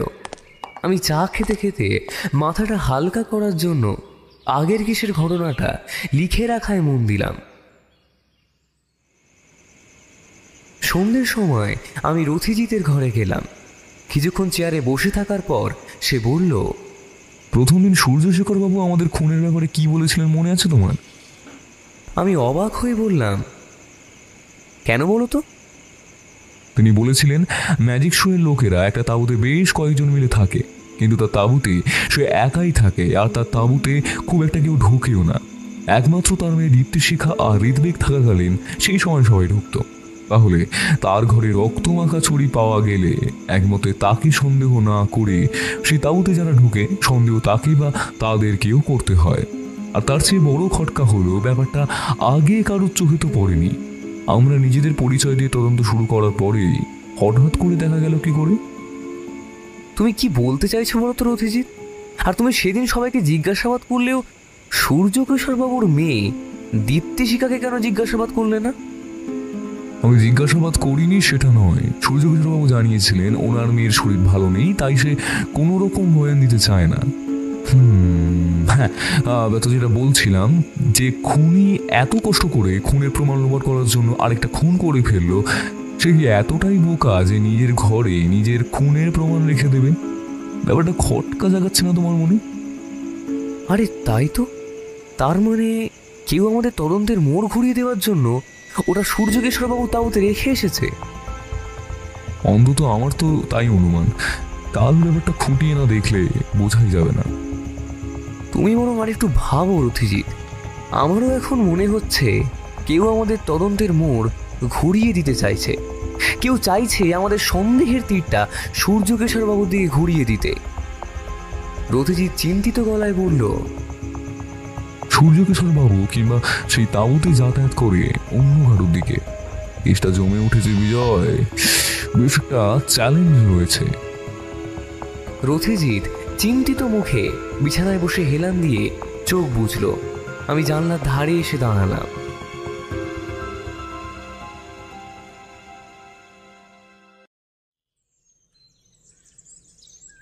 এই তাঁবুতে আপনি ছাড়া আর কে কে ঢোকে? আমি দীপ্তিশিখা রাখি। আপনি কাল রাতে কাউকে ঘরে ঢুকতে দেখেছিলেন কি? মানে সেটা কে বুঝতে পারেননি? না, রাতে অন্ধকার ছিল, আর তাছাড়া তখন ঘুমিয়ে পড়েছিলাম বোধ হয়। একটা শব্দ শুনে ঘুমটা ভেঙে যায়, আর তখনই মনে হয় কেউ যেন বাইরে বেরিয়ে গেল। তাঁবুর দরজার মতো পর্দাটা তখনও দুলছে। রথিজিৎ আর আমি সূর্যকিশোরবাবুর তাঁবুতে বসে কথা বলছিলাম তখন। তাঁবুর ভেতরে একটা দড়িতে টাঙানো জাদু দেখানোর সময় পরা সব কিছু জামা কাপড়, একপাশে জড়ো করা কাগজ খাতা আর দৈনিক ব্যবহারের কিছু জিনিসপত্র। রথিজিৎ তার হাতে ধরে থাকা একটা প্যাকেটের মধ্যে রাখা ছুরিটিকে ঘুরিয়ে ফিরিয়ে দেখছে। এর ফাঁকে আমি চারপাশটা দেখে রাখছি। আমার মনে হয় আপনাকে বা আপনার এই তাঁবুতে ঢুকে কাউকে ফাঁসানোর জন্য কেউ এই ছুরিটি তাঁবুতে রেখে গেছে, যাতে আপনাদের উপরই সন্দেহটা এসে পড়ে। আমাদের ম্যাজিক শো এর কেউ এ কাজ করতে পারে বলে আমি ভাবতেই পারছি না রতিজিৎ বাবু। আপনার ভাবনায় তো কিছুই যায় আসে না সূর্যকিশোর বাবু। খুনি সে ওয়ান্ডার ম্যাজিকেরই কেউ, তা তো স্পষ্ট বোঝা যাচ্ছে, শুধু কারণটা স্পষ্ট নয়। আচ্ছা, আপনি সত্যি ঋগ্বেক আর আঁখির ব্যাপারে কোনো কিছুই জানতেন না আগে থেকে? না রতিজিৎ বাবু, আমি মুকুল আর আঁখির ব্যাপারটা শুনেছিলাম, তাও ওই কানা ঘুষো আর কি। এত বড় একটা ম্যাজিক শো এর সব কাজ আমি সামলে থাকি। আমি আপনাকে আগে এই ব্যাপারে বলেছিলাম, আর ওরা আমার সামনে এইসব নিয়ে কখনো কথাও বলেনি। নানা রকম কাজ সামলে অন্য কিছুতে আর মন দেওয়া যায় বলে আপনার কি মনে হয়? তবে ঋগ্বেক আর আঁকিকে কয়েকবার কথা বলতে আমি দেখেছি, তবে ওদেরকে আমি কাজ নিয়েই কথা বলতে দেখেছি, তাই আমিও এইসব নিয়ে আর মাথা ঘামাইনি। রথিজিৎ কি যেন ভাবলো, তারপর বলল, আচ্ছা, আপনি আঁখিকে একবার পাঠিয়ে দিন। বলছি রতিজিৎ বাবু, কিছু বুঝতে পারছেন? আমি আপনাকে এখন কিছুই বলতে পারবো না, আর তার আগে আমাকে নিজেকে নিশ্চিত হতে হবে। তবে আপনাকে মিথ্যা বলবো না, বেশ একটা আশার আলো দেখতে পারছি। আপনি একটু সময় দিন আমাদের। ম্যাজিক শো তো এখন বন্ধ হয়ে গেছে, ভবিষ্যতে যে কি হবে তা হয়তো সবটাই আপনার উপর নির্ভর করছে। পুলিশ এখান থেকে যেতেও বারণ করেছে। সূর্যকিশোরবাবুর শেষের কথাগুলো যেন ম্লানভাবে শোনালো। সে যে ভীষণ একটা অস্বস্তিতে রয়েছে তা এমনি বোঝা গেল। তিনি বেরিয়ে যেতেই আমি বললাম, রথিজিৎ, বলছি জেরা করে কি আর নতুন কিছু জানা যাবে? তাহলে তুমি কি করতে বলছো? একটা কাজ করা যেতে পারে, তুমি কি পারবে? তুমি একবার বলেই দেখো না। আমি যখন আঁকিকে জেরা করব তখন তুমি বাইরে গিয়ে বিকাশ বলে ছেলেটির খোঁজ করবে। তারপর তাকে নিয়ে সবার সাথে কথা বলে এটাই জানতে চাইবে যে কাল রাতে কে কে তাঁবুর বাইরে কিছুক্ষণ সময় ছিল। সে তো বুঝলাম, কিন্তু এতে লাভ কি হবে? কেউ যদি এসে সূর্যকিশোরবাবু তাঁবুতে ওই ছুরিটি রেখে দেয়, সে তো জানবেই, বা কেউ তাকে দেখলে এসে ধরা পড়বে, তাই সে ঘুমিয়ে পড়ার পরেই আসবে। তাকে কেউ দেখবে তার নিশ্চয়তা কোথায়? কোনো নিশ্চয়তা নেই, এমনকি সবাইকে জিজ্ঞাসা করলে হয়তো জানা যাবে কেউই কাউকে দেখেনি, কিন্তু তবুও একবার তো চেষ্টা করে দেখতেই হবে বিজয়। আমি আর কথা বাড়ালাম না। আঁখি এসে ঢুকতেই আমি বেরিয়ে গেলাম। সবাই একটা তাঁবুর সামনে ইতস্তত ভাব নিয়ে এদিক ওদিক ছড়িয়ে রয়েছে। আমি বিকাশকে একপাশে ডেকে নিলাম, তারপর বললাম, বিকাশ, তুমি তো জানোই সূর্যকিশোরবাবুর ঘর থেকে ঋগ্বেক আর মুকুলকে যে ছুরিটি দিয়ে হত্যা করা হয়েছে সেটা পাওয়া গেছে। কাল রাত্রে সূর্যকিশোরবাবু কাউকে তার তাঁবুতে ঢুকতে দেখেছেন। এবার কাল রাতে কে কে নিজের তাঁবুর বাইরে গেছিল তার আবার একটু খোঁজ নিতে হবে। আমি তো ম্যাডামের তাঁবুর বাইরেই ছিলাম। ম্যাডামকে পাহারা দেওয়ার জন্য দুজনকে বড়বাবু বাইরেই থাকতে বলেছিলেন। আমি আর আরেকজনই ছিলাম। বিজয়বাবু, আমি তো কিছু দেখিনি। আর একজন যে আমার সাথে ছিল সে হয়তো কাউকে দেখে থাকতে পারে, তার সাথেই একবার না হয় কথা বলে দেখুন। বিকাশ আমায় আরও একটি যুবকের কাছে নিয়ে গেল। এই ম্যাজিক শো এর টিমে প্রায় 15 জন মতো আছে। সবাই নিজেদের মধ্যে কথা বলতে বলতে ইতস্তত ছড়িয়ে ঘুরে বেড়াচ্ছে, কথা বলছে। বিকাশ একজনকে দেখালো। আমি ইশারায় তাকে একপাশে ডাকলাম। তুমি আর বিকাশ কাল রাতে দীপ্তিশিখা ম্যাডামের তাঁবুর সামনে পাহারায় ছিলে? হ্যাঁ, জাদুকর সাহেব বললেন যে দীপ্তিশিখা ম্যাডামের যদি কিছু হয় তাই আমরা দুজন আলাদা আলাদা করে তার ঘরের বাইরে পাহারায় ছিলাম। রাতে কাউকে বেরোতে দেখেছিলে তাঁবু থেকে? না, কাউকেই তো দেখিনি। আমরা পালা বদল করে পাহারা দিচ্ছিলাম, একবার আমি আর একবার বিকাশ। কিন্তু জাদুকর সাহেবের তাঁবুর দিকে কাউকেই যেতে দেখিনি। তোমাদের মধ্যে কেউ কি সেদিন গিয়েছিল কোনো কারণে?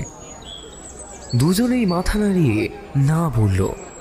আমি বিকাশকে সাথে নিয়ে সবার সাথেই কথা বললাম। এরকম ঘটনা ঘটার পর সবারই রাতের ঘুম উড়ে গেছিল।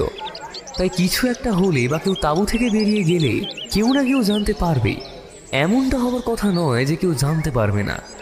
তাহলে কি সূর্যকেশরবাবু মিথ্যা কথা বলছেন? আমি ভাবতে ভাবতেই দেখি তাঁবু থেকে বেরিয়ে এসে রথিজিৎ আমাদের দিকেই আসছে।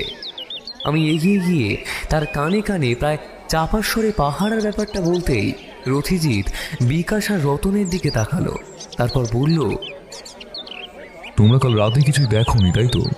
তাহলেও তো সূর্যশেখরবাবু ভুল দেখেছেন। রাতের বেলা অমনি ভুল হতেই পারে।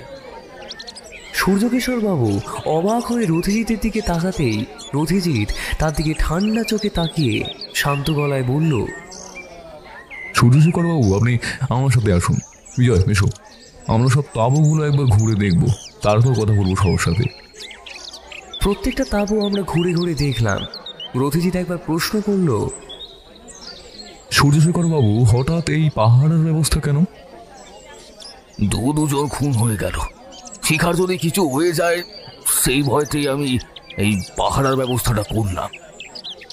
কিন্তু এই দুটো খুন কেন হলো সে ব্যাপারে না জেনেই আপনি দুজনকে এই কাজে নিযুক্ত করলেন, আর ওদের দুজনকেই কেন? ওরা আমার বেশ বিশ্বস্ত, আর রতনকে শিখা ভাইয়ের মতো স্নেহ করে, তাই ভাবলাম যে ওদেরই এই কাজটা দিই। এখানে দুটো খুন হওয়ার পরেও আপনি কাকে বিশ্বাস করবেন সূর্যকেশরবাবু? এই বিশ্বস্ত লোকগুলোর মাঝেই একজন খুনি, আর সে আপনাকে ফাঁসাতে চেয়েছে। তবে তার লক্ষ্য বলে আপনি ছিলেন না, ছিল অন্য কেউ। রথিজিৎ বাবু, আমি চাই না আর কেউ খুন হোক। আপনি তাড়াতাড়ি কিছু একটা ব্যবস্থা করুন। রথিজিৎ আর সেই কথার উত্তর দিল না। বলল, আচ্ছা সূর্যকেশরবাবু, আপনার মেয়ের শরীর কেমন আছে এখন? সে কি এখন বয়ান দিতে পারবে? আগে হ্যাঁ রথিজিৎ বাবু, আপনি আমার সাথে আসুন। আমরা তিনজনে গিয়ে ঢুকলাম সূর্যকেশরবাবুর মেয়ের তাঁবুতে। নমস্কার দীপ্তিশিখা ম্যাডাম, আমি সত্যের অন্বেষণকারী রথিজিৎ সান্যাল, আর উনি আমার বন্ধু বিজয়। দীপ্তিশিখা বিছানায় বসেছিল। উঠে দাঁড়িয়ে আমাদের উদ্দেশ্যে প্রতি নমস্কার জানিয়ে চেয়ারে বসতে বসতে বলল, তা আপনার শরীর কেমন আছে? হঠাৎ করে এই অসুস্থতার কারণ কি? গত কদিন বৃষ্টি হওয়ায় ঠান্ডা লেগে গেছে। আপনার যা যা জিজ্ঞাসা করার আছে জিজ্ঞাসা করে নিন। আমার শারীরিক মানসিক কোনো অবস্থাই ভালো নেই। নিশ্চয়ই ম্যাডাম। শুনেছি ঋদ্বেগ আর আপনি বন্ধুর মতো মেলামেশা করতেন। তা ঋদ্বেগ আপনাকে কখনো কিছু বলেছে যে সে কোনো কিছু নিয়ে চিন্তিত আছে বা কারোর সাথে ঝামেলা হয়েছে?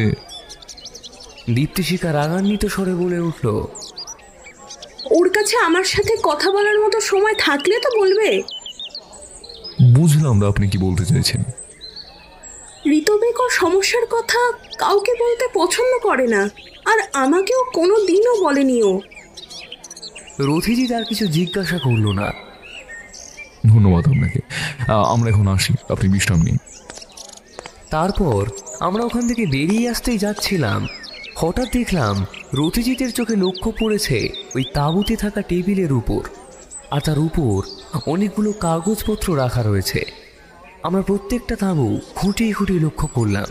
রথিজিৎও সবাইকে সাবধানে থাকতে বলে তারপর বেরিয়ে আসে। আসার আগে বরফির সাথে কথা বলে নিল সে। আমি দেখলাম বরফি হাত নাড়িয়ে নাড়িয়ে কি যেন বুঝিয়ে দিচ্ছে রথিজিৎকে।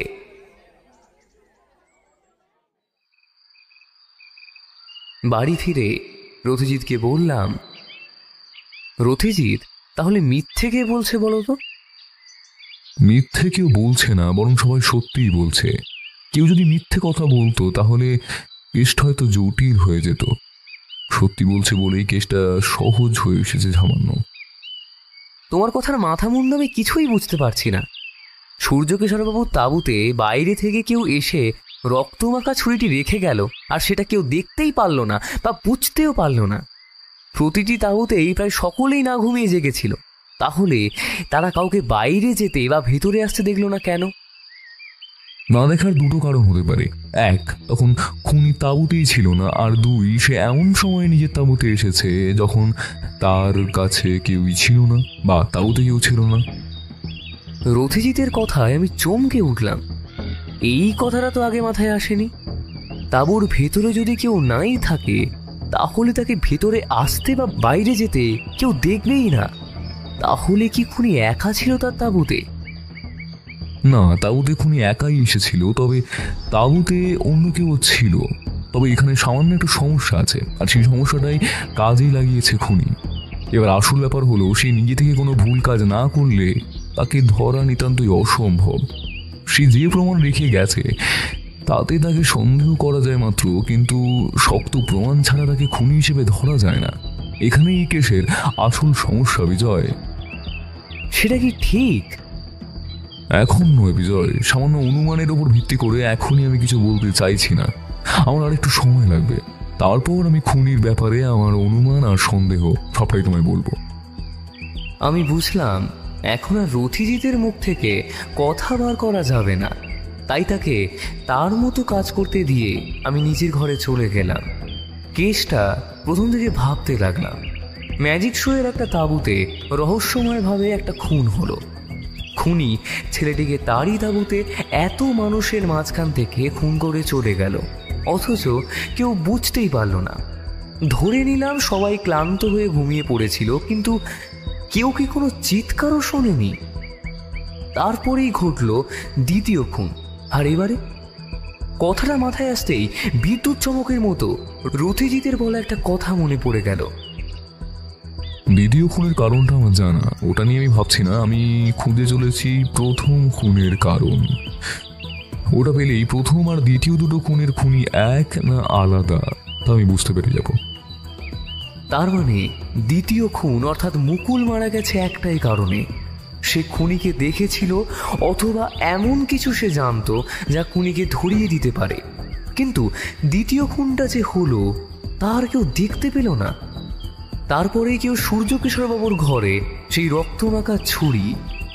তাহলে তাহলে রতিজিৎ কেন বলল যে খুনির লক্ষ্য সূর্যকিশোরবাবু নয়, অন্য কেউ?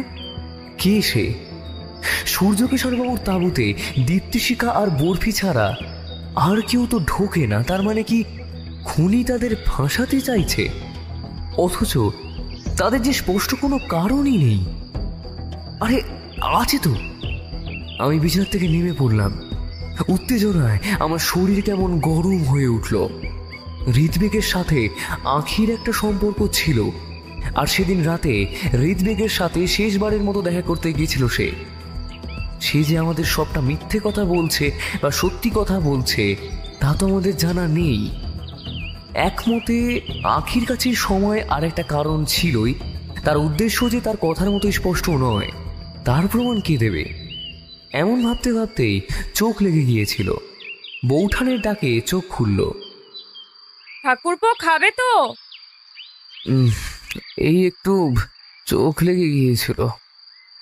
উনি কোথায় বেরিয়েছেন তুমি জানো? তুমি কি এখনই খেয়ে নেবে নাকি তার আসার অপেক্ষা করবে? রথিজিৎ আবার কোথায় বেরুলো? আমি তো কিছু জানি না বৌঠান। বলছি আপনাকে বলে যায়নি? তা আর আমি কি জানি, আমায় কি সে বলে যায় সব? বৌঠানের গলায় অভিমানের সুর যেন। আমি বিছানার উপরে উঠে বসে বললাম, তাহলে একটু অপেক্ষা করে দেখি। বৌঠান চলে গেল। আমার বেশ রাগ হলো। আবার রথিজিৎ একা একা নিজের কাজ শুরু করে দিল। আমায় না নিয়ে কি যে লাভ পায় সে আমার জানা নেই।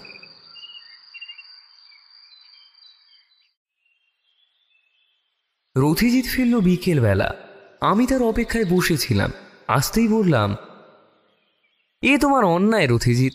কেসটা আমি প্রথম থেকেই আছি, তাহলে আমায় না নিয়ে এরম বেরিয়ে যাওয়ার কারণ কি? আমি তোমাকে নিয়ে বেরোবো ভেবেছিলাম, কিন্তু তোমায় ডাকতে গিয়ে দেখি তুমি ঘুমিয়ে পড়েছো, তাই আর তোমায় ডাকলাম না। আমি মনে মনে সামান্য লজ্জিত হলাম। রথিজিৎ তো আমায় ডাকতে এসেছিল, আমায় ঘুমোতে দেখেই সে আমায় না নিয়ে চলে গেছে। এতে তার কোনো দোষ নেই। আচ্ছা বলছি, জানা গেল কিছু? দুটো খবর জানার ছিল। একটা খবর হলো ঋত্বিকের মৃতদেহের পোস্টমর্টম রিপোর্ট, আর তার জামাতে চুল পাওয়া গেছে যেটা কোনো মহিলার চুল, আর তার নখের মধ্যে মানুষের শরীরের চামড়া পাওয়া গেছে। মানে হাতাহাতির সময় কোনোভাবে খুনির শরীরে তার নখ বসেছিল। কিন্তু প্রশ্ন হচ্ছে চুলটা কার? ঋত্বিক শেষ দেখা করেছিল আঁখির সাথে। কোনোভাবে আঁখি খুনি নয় তো? আর ম্যাজিক শোয়ের সদস্যের কারোর শরীরে ক্ষত তো আমরা দেখিনি। রথিজিৎ আমার দিকে তাকিয়ে হাসলো, তারপর বলল, সামান্য আঁচড়ের দাগ কি অত সহজে বোঝা যায়, বিশেষ করে জামা কাপড় বড় থাকলে? দ্বিতীয় খবরটা? আঁখি নামের মেয়েটা যা যা জিজ্ঞেস করেছি সব সত্যি কথাই বলেছে। কারণ যে চুলটা পাওয়া গেছে ওটা হালকা বাদামি, আর আমি যতদূর লক্ষ্য করেছি আঁখির চুল ঘন কালো। তার উপরে সন্দেহ করার মতো কিছুই নেই। আর সব থেকে বড় সূত্রটা সেই আমাদের দিয়েছে বিজয়। কি সূত্র? রথিজিৎ আর মোড়া ভাঙতে ভাঙতে বলল, এখন আর কোনো কথা নয়, আজ রাতে আমাদের একবার ম্যাজিক শোয়ের ওখানে যেতে হবে। এখন খেয়ে দিয়ে একটু ঘুমিয়ে নাও। আমি বুঝলাম রথিজিৎ আর কিছু বলতে চাইছে না, আর এটুকু বুঝেছি রথিজিৎ কিছু একটা পরিকল্পনা করছে, তার জন্য আজ রাতে আমাদের থাকতে হবে বাড়ির বাইরে, হয়তো ম্যাজিক শোয়ের ওখানেই। আমি দুপুরের খাওয়া এই বিকেলে সেরে নিয়ে একটা লম্বা ঘুম দিলাম।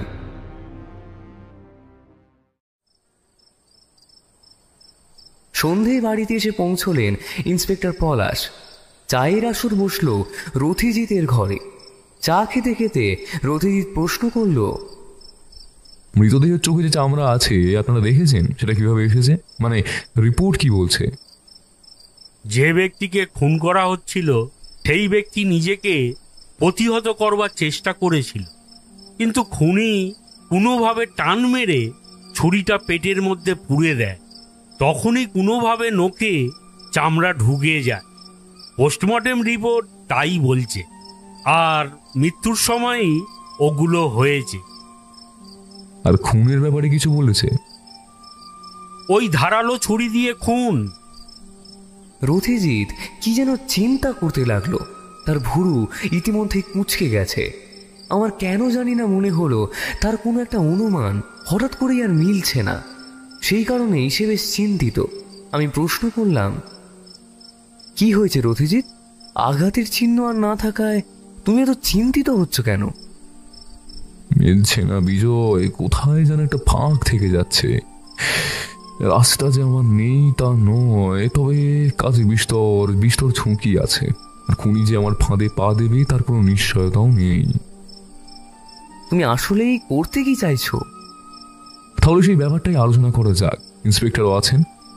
প্রথম খুনের কারণ আমাদের কাছেও আদৌ স্পষ্ট নয়, কারণ ঋদ্বেগের সাথে কারোরই সরাসরি শত্রুতা ছিল না। এবার যদি এমন কোনো শত্রু থাকে যাকে ঋদ্বেগ চিনত, অথচ ঋদ্বেগ বা অন্য কেউ তাকে শত্রু বলে ভাবেনি, আর আমার যতদূর মনে হয় খুনটা তাঁবুতে হয়নি, হয়েছে অন্য কোথাও। কিন্তু মৃতদেহ নিয়ে যদি কেউ তাঁবুতে আসে তাহলে তো কেউ না কেউ দেখবেই। লক্ষ্য করে দেখবেন যে তাঁবুতে খুনগুলো হয়েছে তা দরজার মুখ অন্যদিকে, আর তাই গভীর রাতে কেউ এই তাঁবুতে এলে তাঁবুর লোকের ছাড়া অন্য কেউ টের পাবে না। কিন্তু আপনার কেন মনে হচ্ছে খুনি তাঁবুরি, মানে দ্য ওয়ান্ডার ম্যাজিকের সদস্যদের মধ্যে কেউ? খুনি দ্য ওয়ান্ডার ম্যাজিকের সদস্যদের সবার ব্যাপারে সব জানে, বিশেষত রক্তমাখা ছুরি রাখার ব্যাপারটা খুনি জানতো। আঁখির সাথে একটা সম্পর্ক আছে ঋদ্বেগের, তাই তাকে এই কেসে ফাঁসানো যেতে পারে। আমরা যেখানে বারবার ভাবছিলাম খুনি সূর্যকিশোরবাবুকে ফাঁসাতে চাইছে, আসলে কিন্তু তা নয়। আমি উত্তেজিত হয়ে বললাম, আসলে সে ফাঁসাতে চেয়েছিল আঁখিকে, কারণ সে জানতো আঁখি সবার শেষে ঋদ্বেগের সাথে দেখা করতে এসেছিল, তাও আবার একা। একদমই তাই বিজয়। তো এখানে আমার যতদূর মনে হয় মুকুল সবটা জেনে ফেলেছিল, তাই তাকে মারাটা প্রয়োজন ছিল। এদিকে পাহারা বসে গেছে, তার ফাঁকে তাঁবুতে ঢুকে তাকে মেরে আসাটা সহজ কাজ নয়। তুমি কাকে সন্দেহ করছো বলো তো? এখনো সন্দেহ তালিকায় অনেকজনই আছেন, তবে তাদের মধ্যে ঋদ্বেগ আর মুকুলকে মেরে সবচেয়ে কম লাভ সূর্যকিশোরবাবুরই হবে। তাহলে আমাদের এখন করণীয় কি? একটা সুন্দর পরিকল্পনা, যাতে খুনি নিজে এসে ধরা দেয়।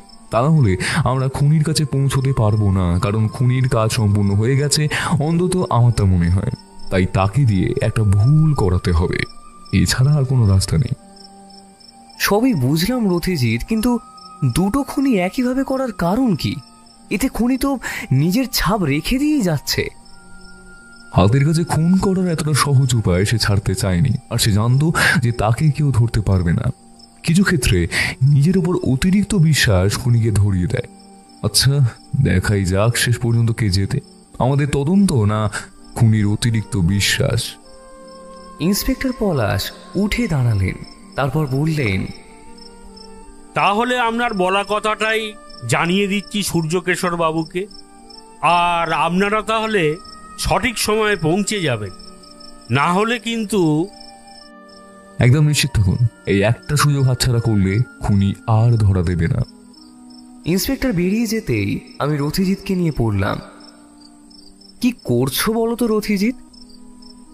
বেশি কিছু নয়, খুনিকে শুধু একটা মিথ্যে কথা উপলব্ধি করাতে হবে, তাহলেই আমাদের কাজটা সহজ হয়ে যাবে। শুধু তোমাকে আমার সাথে থাকতে হবে। সে আমি কোন কাজটায় তোমার সাথে থাকিনি বলো তো? সে কথা নয় বিজয়, ব্যাপারটা নিয়ে আমি এই মুহূর্তে আর কিছু বলতে চাইছি না, কারণ আমার অনুমান সত্যি না হওয়া পর্যন্ত এই নিয়ে আমি কিছুই বলতে ভালোবাসি না। তাতে তো তুমি জানোই। তাহলে আমরা কখন বেরোচ্ছি? ওই 8:30 নাগাদ। এই সময় বৌঠান চায়ের কাপগুলো তুলে নিয়ে যেতে এলো। মেঘ বলছি আজ রাতের খাবারটা ওই 7টা নাগাদ দিয়ে দিও, আর রাতে আমাদের ফিরতে সামান্য দেরি হবে। এমন হতে পারে যে একেবারে কাল সকালেই ফিরলাম। সেই তো, আমি সারাদিন বাড়িতে খেটে মরি আর তুমি সারা রাত বাড়ির বাইরে কাটাও।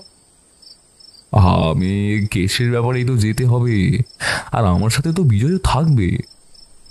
তাই বলে সারা রাত বাইরে? কোন কেসের পিছনে পড়লে?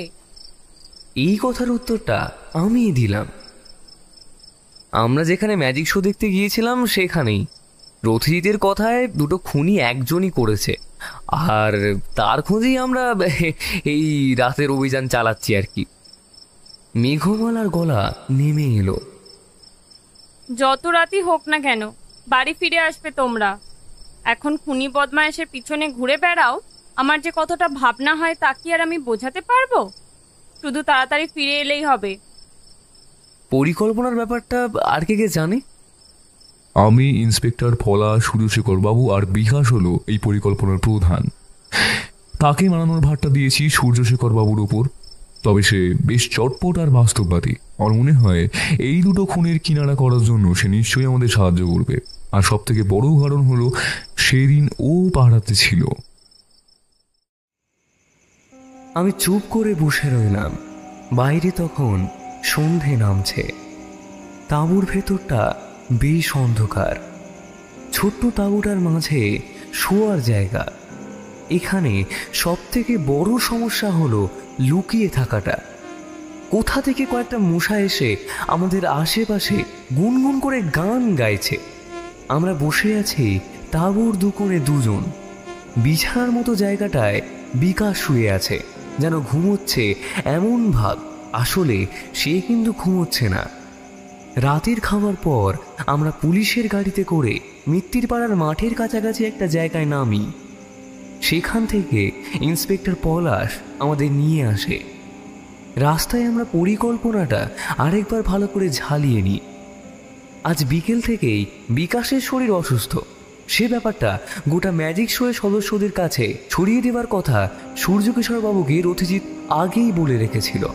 তারপর তাড়াতাড়ি রাতের খাবার খেয়ে বিকাশ শুয়ে পড়েছে। আমাদের ওখান থেকে ফিরে ইন্সপেক্টর পলাশ আরেকটা নতুন খবর সবার সামনে জানায় সূর্যকিশোর বাবুকে। প্রথম খুনের দিন বিকাশ রাতের খাওয়া দাওয়া সেরে নিজের তাঁবুতেই ঘুমিয়ে পড়েছিল। তাই সে ঋত্বিককে কেন কে খুন করেছে সে কিছুই দেখেনি। তবে দ্বিতীয় খুনের দিন বিকাশ সূর্যকিশোর বাবুর কথা মতো দীপ্তিশিকাকে পাহারা দিচ্ছিল, কিন্তু সে খুনিকে এবার দেখেছে। পুরোপুরি না দেখতে পেলেও এমন কিছু দেখেছে যা খুনিকে ধরিয়ে দেওয়ার জন্য যথেষ্ট। তার শরীর এখন অসুস্থ, তাই তাকে এখন জিজ্ঞাসাবাদ করা যাবে না। কাল সকালে অবস্থার উন্নতি হলে পরে তাকে জিজ্ঞাসাবাদ করা যাবে। 2টোর পর পুলিশ চলে যায়, আর আমরা এখন এসেছি তার পরের পরিকল্পনার জন্য। রথিজিৎ অন্য পাশের কোণে, আর আমি রয়েছি আর এক কোণে। তাঁবু থেকে একটু দূরে ইন্সপেক্টর পলাশ তার ফোর্স নিয়ে রেডি আছেন। শুধু আমাদের সংকেত পেলেই তিনি এসে হাজির হবেন। সময় কেটে যেতে লাগলো। কেউ তাবুর দরজা খুলে এগিয়ে আর এলো না। রথিজিৎ আর আমি যখন সবার নজর এড়িয়ে এই তাবুতে এসেছি, তখনই রথিজিৎ বলেছে যে হয়তো আমাদের আজকের রাতটা মাঠে মারা যাবে বিজয়, তবুও এটাই আমাদের একটা সুযোগ। যদি আজ রাতে কিছুই না হয় তাহলে কি করবে? পরেরটা পরে ভাবা যাবে বিজয়। যদি কেউ ভেতরে আসে, বিকাশ সংকেত দেওয়ার আগে পর্যন্ত তুমি বেরোবে না। খুনির কাছে অস্ত্র থাকতে পারে। আর এই নাও, এর কাছে রাখো। আমি হাত পেতে নিয়ে দেখলাম একটা ছোট তবে বেশ ভারী টর্চ। সে এলো। আরও ঘন্টাখানেক ওভাবে বসে মশার কামড় খাবার পর যখন প্রায় অধৈর্য হয়ে ওঠে রথিজিতের দিকে যাব কি না ভাবছি, তখনই তাঁবুর দরজাটা ফাঁক হলো আর আমার বুকের ভেতরে কেমন একটা হাতুড়ি পেটা শুরু করলো। আর ভেতরে ঢুকে এলো একটা ছায়া মূর্তি। সে কিছুক্ষণ দাঁড়িয়ে থেকে বিকাশের সামনে গেল, তারপর নিচু হয়ে কি যেন করতে লাগলো। প্রায় মিনিট খানেক কাটার পরেও যখন কোনো শব্দ বিকাশের দিক থেকে আসছে না, আমার হৃদস্পন্দন আমি নিজেই শুনতে পাচ্ছি। অতক্ষণ ধরে খুনি করছে কি? আর বিকাশ কি সত্যি ঘুমিয়ে পড়লো নাকি? কি করবো বুঝতে পারছি না। এমন সময় রথিজিতের হাতের টর্চ জ্বলে উঠল, আর তাতে আমি যা দেখলাম আমার বুকের ভিতর হিম হয়ে এলো। এই যে দীপ্তিশিখা, এক হাতে বিকাশের মুখ চেপে ধরে আছে আর অন্য হাতে তার গলা টিপে ধরেছে। দীপ্তিশিখা হাঁটুটা দিয়ে বিকাশের বুকের কাছে চেপে বাম হাত দিয়ে হাত দুটো চেপে ধরে গলায় ছুরি ধরে আছে, যাতে সে চিৎকার করতে না পারে। রথিজিৎ চিৎকার করে উঠল, বিজয়! আমি সাথে সাথেই আমার হাতের টর্চটা ছুঁড়ে দিলাম দীপ্তিশিখার ডান হাত লক্ষ্য করে। টর্চটা ছোট হলেও বেশ ভারী। আঘাত লাগতেই দীপ্তিশিখার হাত থেকে ছুরিটা পড়ে গেল। রথিজিৎ তাড়াতাড়ি এসে বন্দুকটা তার মাথার কাছে ধরে বলল, নড়ার চেষ্টা করবে না, করলে কিন্তু মাথার খুলি উড়িয়ে দেব। ইন্সপেক্টর পলাশ সাথে সাথে তার পুলিশ বাহিনী নিয়ে হাজির। এরপর একটা মহিলা পুলিশের কাছে দীপ্তিশিখাকে দিয়ে দিল। সে একটা ক্রুদ্ধ দৃষ্টিতে তাকিয়ে রইল রথিজিতের দিকে। বিজয়, যাও তামুর বাইরে গিয়ে দুবার টর্চ আরো দেখাও, তারপর এসে বিকাশকে দেখো। এসে বিকাশকে তুলতেই দেখলাম তার বড় বড় নিঃশ্বাস পড়ছে। বিকাশ, আপনি ঠিক আছেন তো? বিকাশ মাথা নাড়ালো। এতক্ষণে সে উঠে বসেছে। দীপ্তিশিখার দিকে ফ্যাল ফ্যাল করে তাকিয়ে বলল, ম্যাডাম, ম্যাডাম আপনি? হ্যাঁ দীপ্তিশিখা, এই দুটো খুন আর বিকাশকে খুনের চেষ্টা, এই কয়েকটা কারণেই যথেষ্ট তাকে ফাঁসির দড়িতে ঝোলানোর জন্য। আমরা সবাই এখন ম্যাজিক শোয়ের বড় তাঁবুতে বসে। দুজন কনস্টেবল দীপ্তিশিখার হাতে হাত করা পরিয়ে তাকে একপাশে বসিয়ে রেখেছে। বাকি সবাই গ্যালারির মতো জায়গাটায় বসেছে। রথিজিতের কথা শুনে সূর্যকেশরবাবু বললেন, কিন্তু শিখা কেন তাকে খুন করতে যাবে? প্রেম সূর্যশেখর বাবু, প্রেম। কই, এত বছর ধরে তো এই সব ব্যাপারে কিছু শুনিনি। সব প্রেম কিংবা বলা ভালোবাসা কি আর এক ধরনের হয়? দীপ্তিশিখার ভালোবাসা ছিল নীরব। একটা বয়সের পর থেকেই দীপ্তিশিখা হৃদবেগকে ভালো লাগতে শুরু করে, আর তারপর ভালোবেসে ফেলে। তার সাথে ম্যাজিক ট্রিক অভ্যাস করা থেকে শুরু করে তার পাশে থাকা সাহায্য করা, এইগুলো দীপ্তিশিখা সবসময় করে এসেছে। এইগুলো আমি এখানকার অনেকের কাছেই শুনেছি, তবে তখন সন্দেহ হয়নি। সূর্যকিশোরবাবু আপনাদের দুজনকে একসাথে বড় করেছেন, তারা একসাথে থাকবে, একে অপরকে সাহায্য করবে, এটাই স্বাভাবিক। দীপ্তিশিখার ওপর প্রথম সন্দেহ হয় অনেক পরে। প্রথম খুনের পরে সূর্যকিশোরবাবু আমার কাছে সাহায্যের জন্য এলেও তিনি ব্যাপারটা গোপন রাখতে চান। কিন্তু পরে যখন রঞ্জিতবাবুও বলেন যে পুলিশি ঝামেলা হলে ম্যাজিক শো বন্ধ হয়ে যাবে, তখন আমি বুঝতে পারি একজনের জন্য তিনি অনেকের সমস্যা করতে চাইছেন না। আঁখির সাথে কথা বলে জানতে পারি সে হৃদবেগকে ভালোবাসে। আমার প্রথম সন্দেহ হয় আঁখির ওপর, আর হৃদবেগের সাথে শেষবারের মতো দেখা তারই হয়েছে। আঁখি অবাক হয়ে বলল, সন্দেহ? কিন্তু আমি তো আপনাকে সবই বলেছিলাম, আর চিঠির ব্যাপারটা তো আমি তার জন্য দুঃখিত আঁখি। আসলে কেসের ব্যাপারে আমার সবাইকে সন্দেহ করতে হয়, আর তোমার কাছে কারণ আর সময় দুটোই ছিল। আঁখি আর কিছু বলল না। এবার সমস্যা হলো খুনটা হয়েছে তাঁবুতে। আশেপাশে এত তাঁবু, একটা মানুষকে ধারালো ছুরি দিয়ে খুন করলে তার গলা থেকে আওয়াজ না বেরোলেও সে হাত পা ছুঁড়ে নিজেকে বাঁচানোর চেষ্টা করবে। তাহলে কেন সে বাঁচার চেষ্টা করলো না? অবশ্যই করেছিল, আর তার দাগ দীপ্তিশিখার হাতে আছে। আমরা সবাই দীপ্তিশিখার হাতের দিকে তাকালাম, দেখলাম তার হাতে আঁচড়ের দাগ। আসলে খুনটা তাঁবুতে হয়নি, হয়েছে বাইরে। আঁখির কাছ থেকে আমি জানতে পারি ঋত্বিক সেদিন রাতের বাইরে বসে থাকার সময় একটু মন মরা ছিল, কিন্তু তার কারণ সে আঁখিকেও বলতে পারেনি। অথচ বাকি সবাই বলছে ঋত্বিক বেশ প্রাণোচ্ছল একজন মানুষ। তার মানে এমন একটা ব্যাপার তাকে মন মরা করেছিল যে সে তা কাউকে বলতে পারছিল না। আমি আন্দাজ করেছিলাম কাছের কারোর কাছ থেকে সে বেশ আঘাত পেয়েছে। এবার সেটা সূর্যকেশরবাবু কিংবা দীপ্তিশিখা বা আঁখি, যে কেউ হতে পারে। অথচ তারা আমায় তেমন কিছুই বলেনি। তাদের সন্দেহ তাদের উপরে পড়ে। শিখার উপরে আপনার সন্দেহ হলো কখন? দীপ্তিশিখা ভয় পেয়েছিল, তাই দ্বিতীয় খুন করার পরেই সে রক্তমাখা ছুরিটা রেখে আসে সূর্যকেশরবাবুর তাঁবুতে। সে চেয়েছিল আঁখিকে ফাঁসাতে, কারণ দীপ্তিশিখা জানতো তদন্ত হলে সে ঋত্বিককে ভালোবাসি বলবে, আর প্রথমে তাকেই অবিশ্বাস করবে সবাই। তাই তাকে ফাঁসানো সহজ, বিশেষ করে তার সাথে যেখানে ঋত্বিকের একটা সম্পর্ক আছে। এখানেই সে প্রথম ভুল করে, কারণ খুনি এত সহজে নিজেকে ধরিয়ে দেওয়ার প্রমাণ যুগের সামনে রাখবে কেন? তাই যখন ব্যাপারটা আমি জানতে পারি তখনই মনে হয় ব্যাপারটা আমার চোখে ফেলার জন্য এই ব্যবস্থা করা হয়েছে। আমি জানি, আর এই কারণেই আমার সন্দেহ লিস্ট থেকে সূর্যকেশরবাবু আর আঁখির ওপর আমার সন্দেহটা কমে যায়। আর তার সাথে সাথেই আঁখির কাছ থেকে আরেকটা নতুন তথ্য আমি পাই। যেদিন ঋত্বিক খুন হয় সেদিন অনেক রাতে দীপ্তিশিখার সাথে সে দেখা করেছিল। আঁখি নাকি তাকে একটা চিরকুট দিয়ে এখানে ডেকেছে, অথচ আঁখি তাকে জানায় সে কিছুই দেয়নি। তাহলে চিরকুট দিল কে? আসলে এটাও দীপ্তিশিখার একটা পরিকল্পনা, যাতে পরে ওই চিরকুট থেকে জানা যায় আঁখি দেখা করেছিল ঋত্বিকের সাথে। আর এই কথা আর চিরকুট আমায় দেয় আঁখি। কিন্তু তাহলে ঋত্বিককে মিথ্যে নামে ডাকলো কে? আর তার মন খারাপের কারণই বা কি? এখানে আমি সামান্য অনুমানের সাহায্য নিয়েছি, ভুল বলে ম্যাডাম ধরিয়ে দেবেন। আমার মনে হয় সেদিন দিনের কোনো একটা সময় দীপ্তিশিখা ঋত্বিককে মনের কথা জানায়। ঋত্বিকের মাথায় আকাশ ভেঙে পড়ে।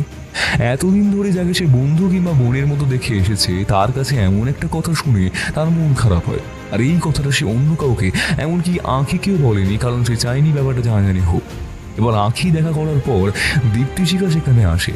প্রথমে হয়তো বোঝানোর চেষ্টা করে, তারপর না হওয়ায় সে খুন করার সিদ্ধান্ত নেয়। তখন ঋত্বিক নিজেকে প্রতিহত করার চেষ্টা করে, আর তখনই ঋত্বিকের নখের আঁচড় লাগে দীপ্তিশিখার হাতে। আমি কি ঠিক বলছি দীপ্তিশিখা ম্যাডাম? দীপ্তিশিখা মুখ তুলে তাকালো, তার চোখে জল। ঋতুকে আমি কতটা ভালোবাসতাম তা আমি জানি। কি না করেছি ওর জন্য। ভেবেছিলাম হয়তো একদিন সে বুঝবে, কিন্তু না। ওই দুদিনের মেয়ে, যার কোনো যোগ্যতা নেই আঁখির সাথে। দীপ্তিশিখার কান্নার বেগ বাড়ল।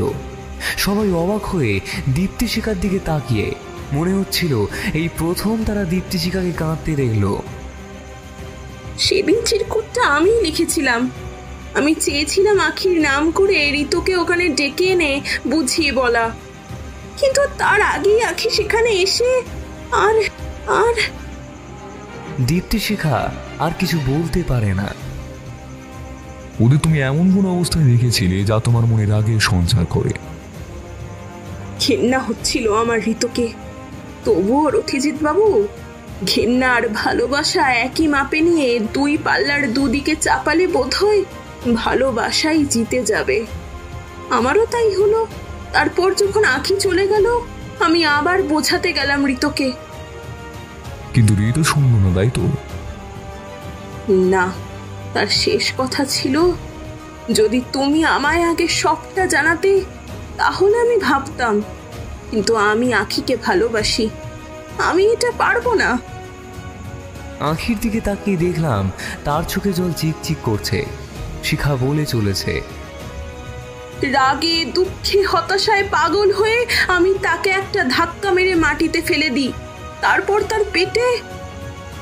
কিন্তু তুমি তো জানতে যে ঋতুকে মারতে যাচ্ছ, তাহলে ওই ছুরি তুমি নিলে কেন?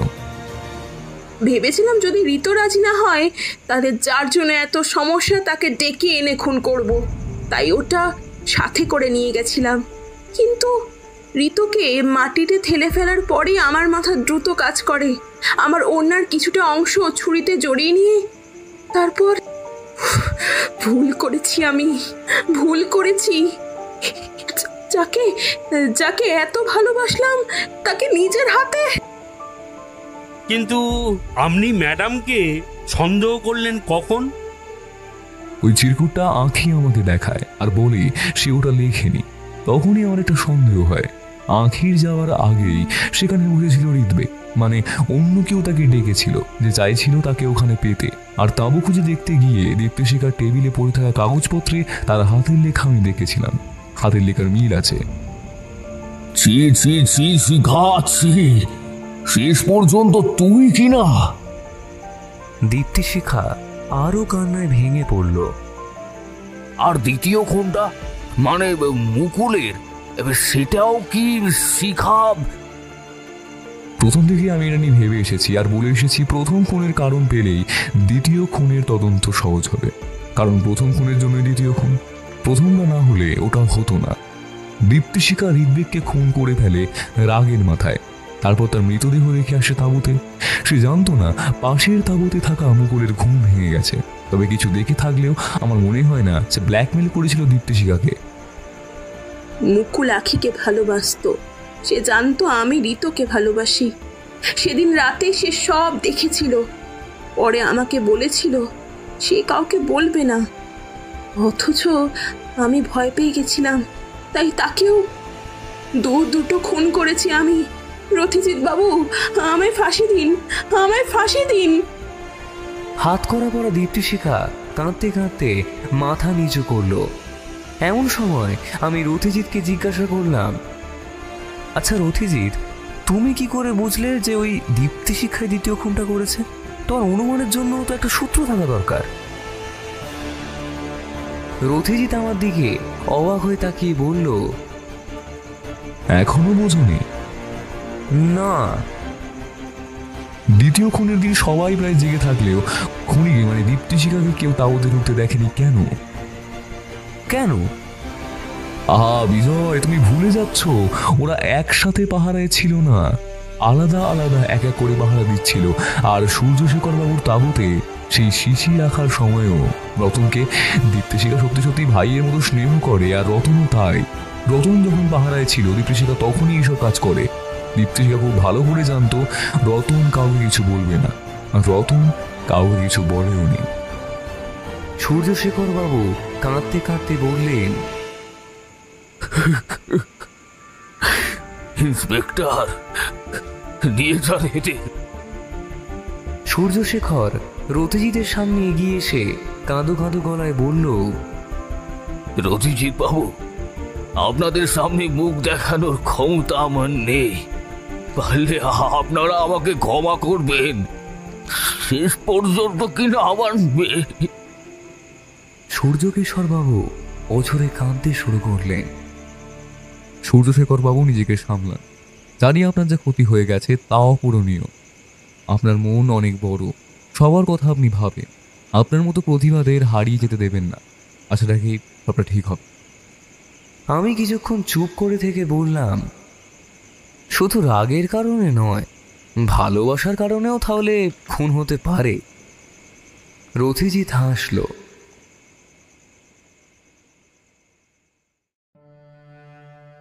এতক্ষণ শুনছিলেন মায়াবতীর কলমে লেখা জাদু মৃত্যু রহস্য। আশা করছি গল্পটি আপনাদের ভালো লেগেছে। আজ গল্পের সূত্রধার এবং গল্পের কথকের চরিত্রে আমি সৌম।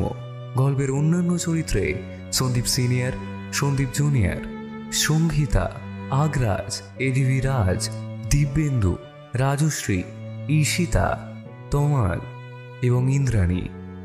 গল্পটি ভালো লাগলে অবশ্যই একটি লাইক করে দেবেন এবং কমেন্ট করে জানাবেন আপনাদের কেমন লেগেছে। আর অবশ্যই একটি শেয়ার করে দেবেন।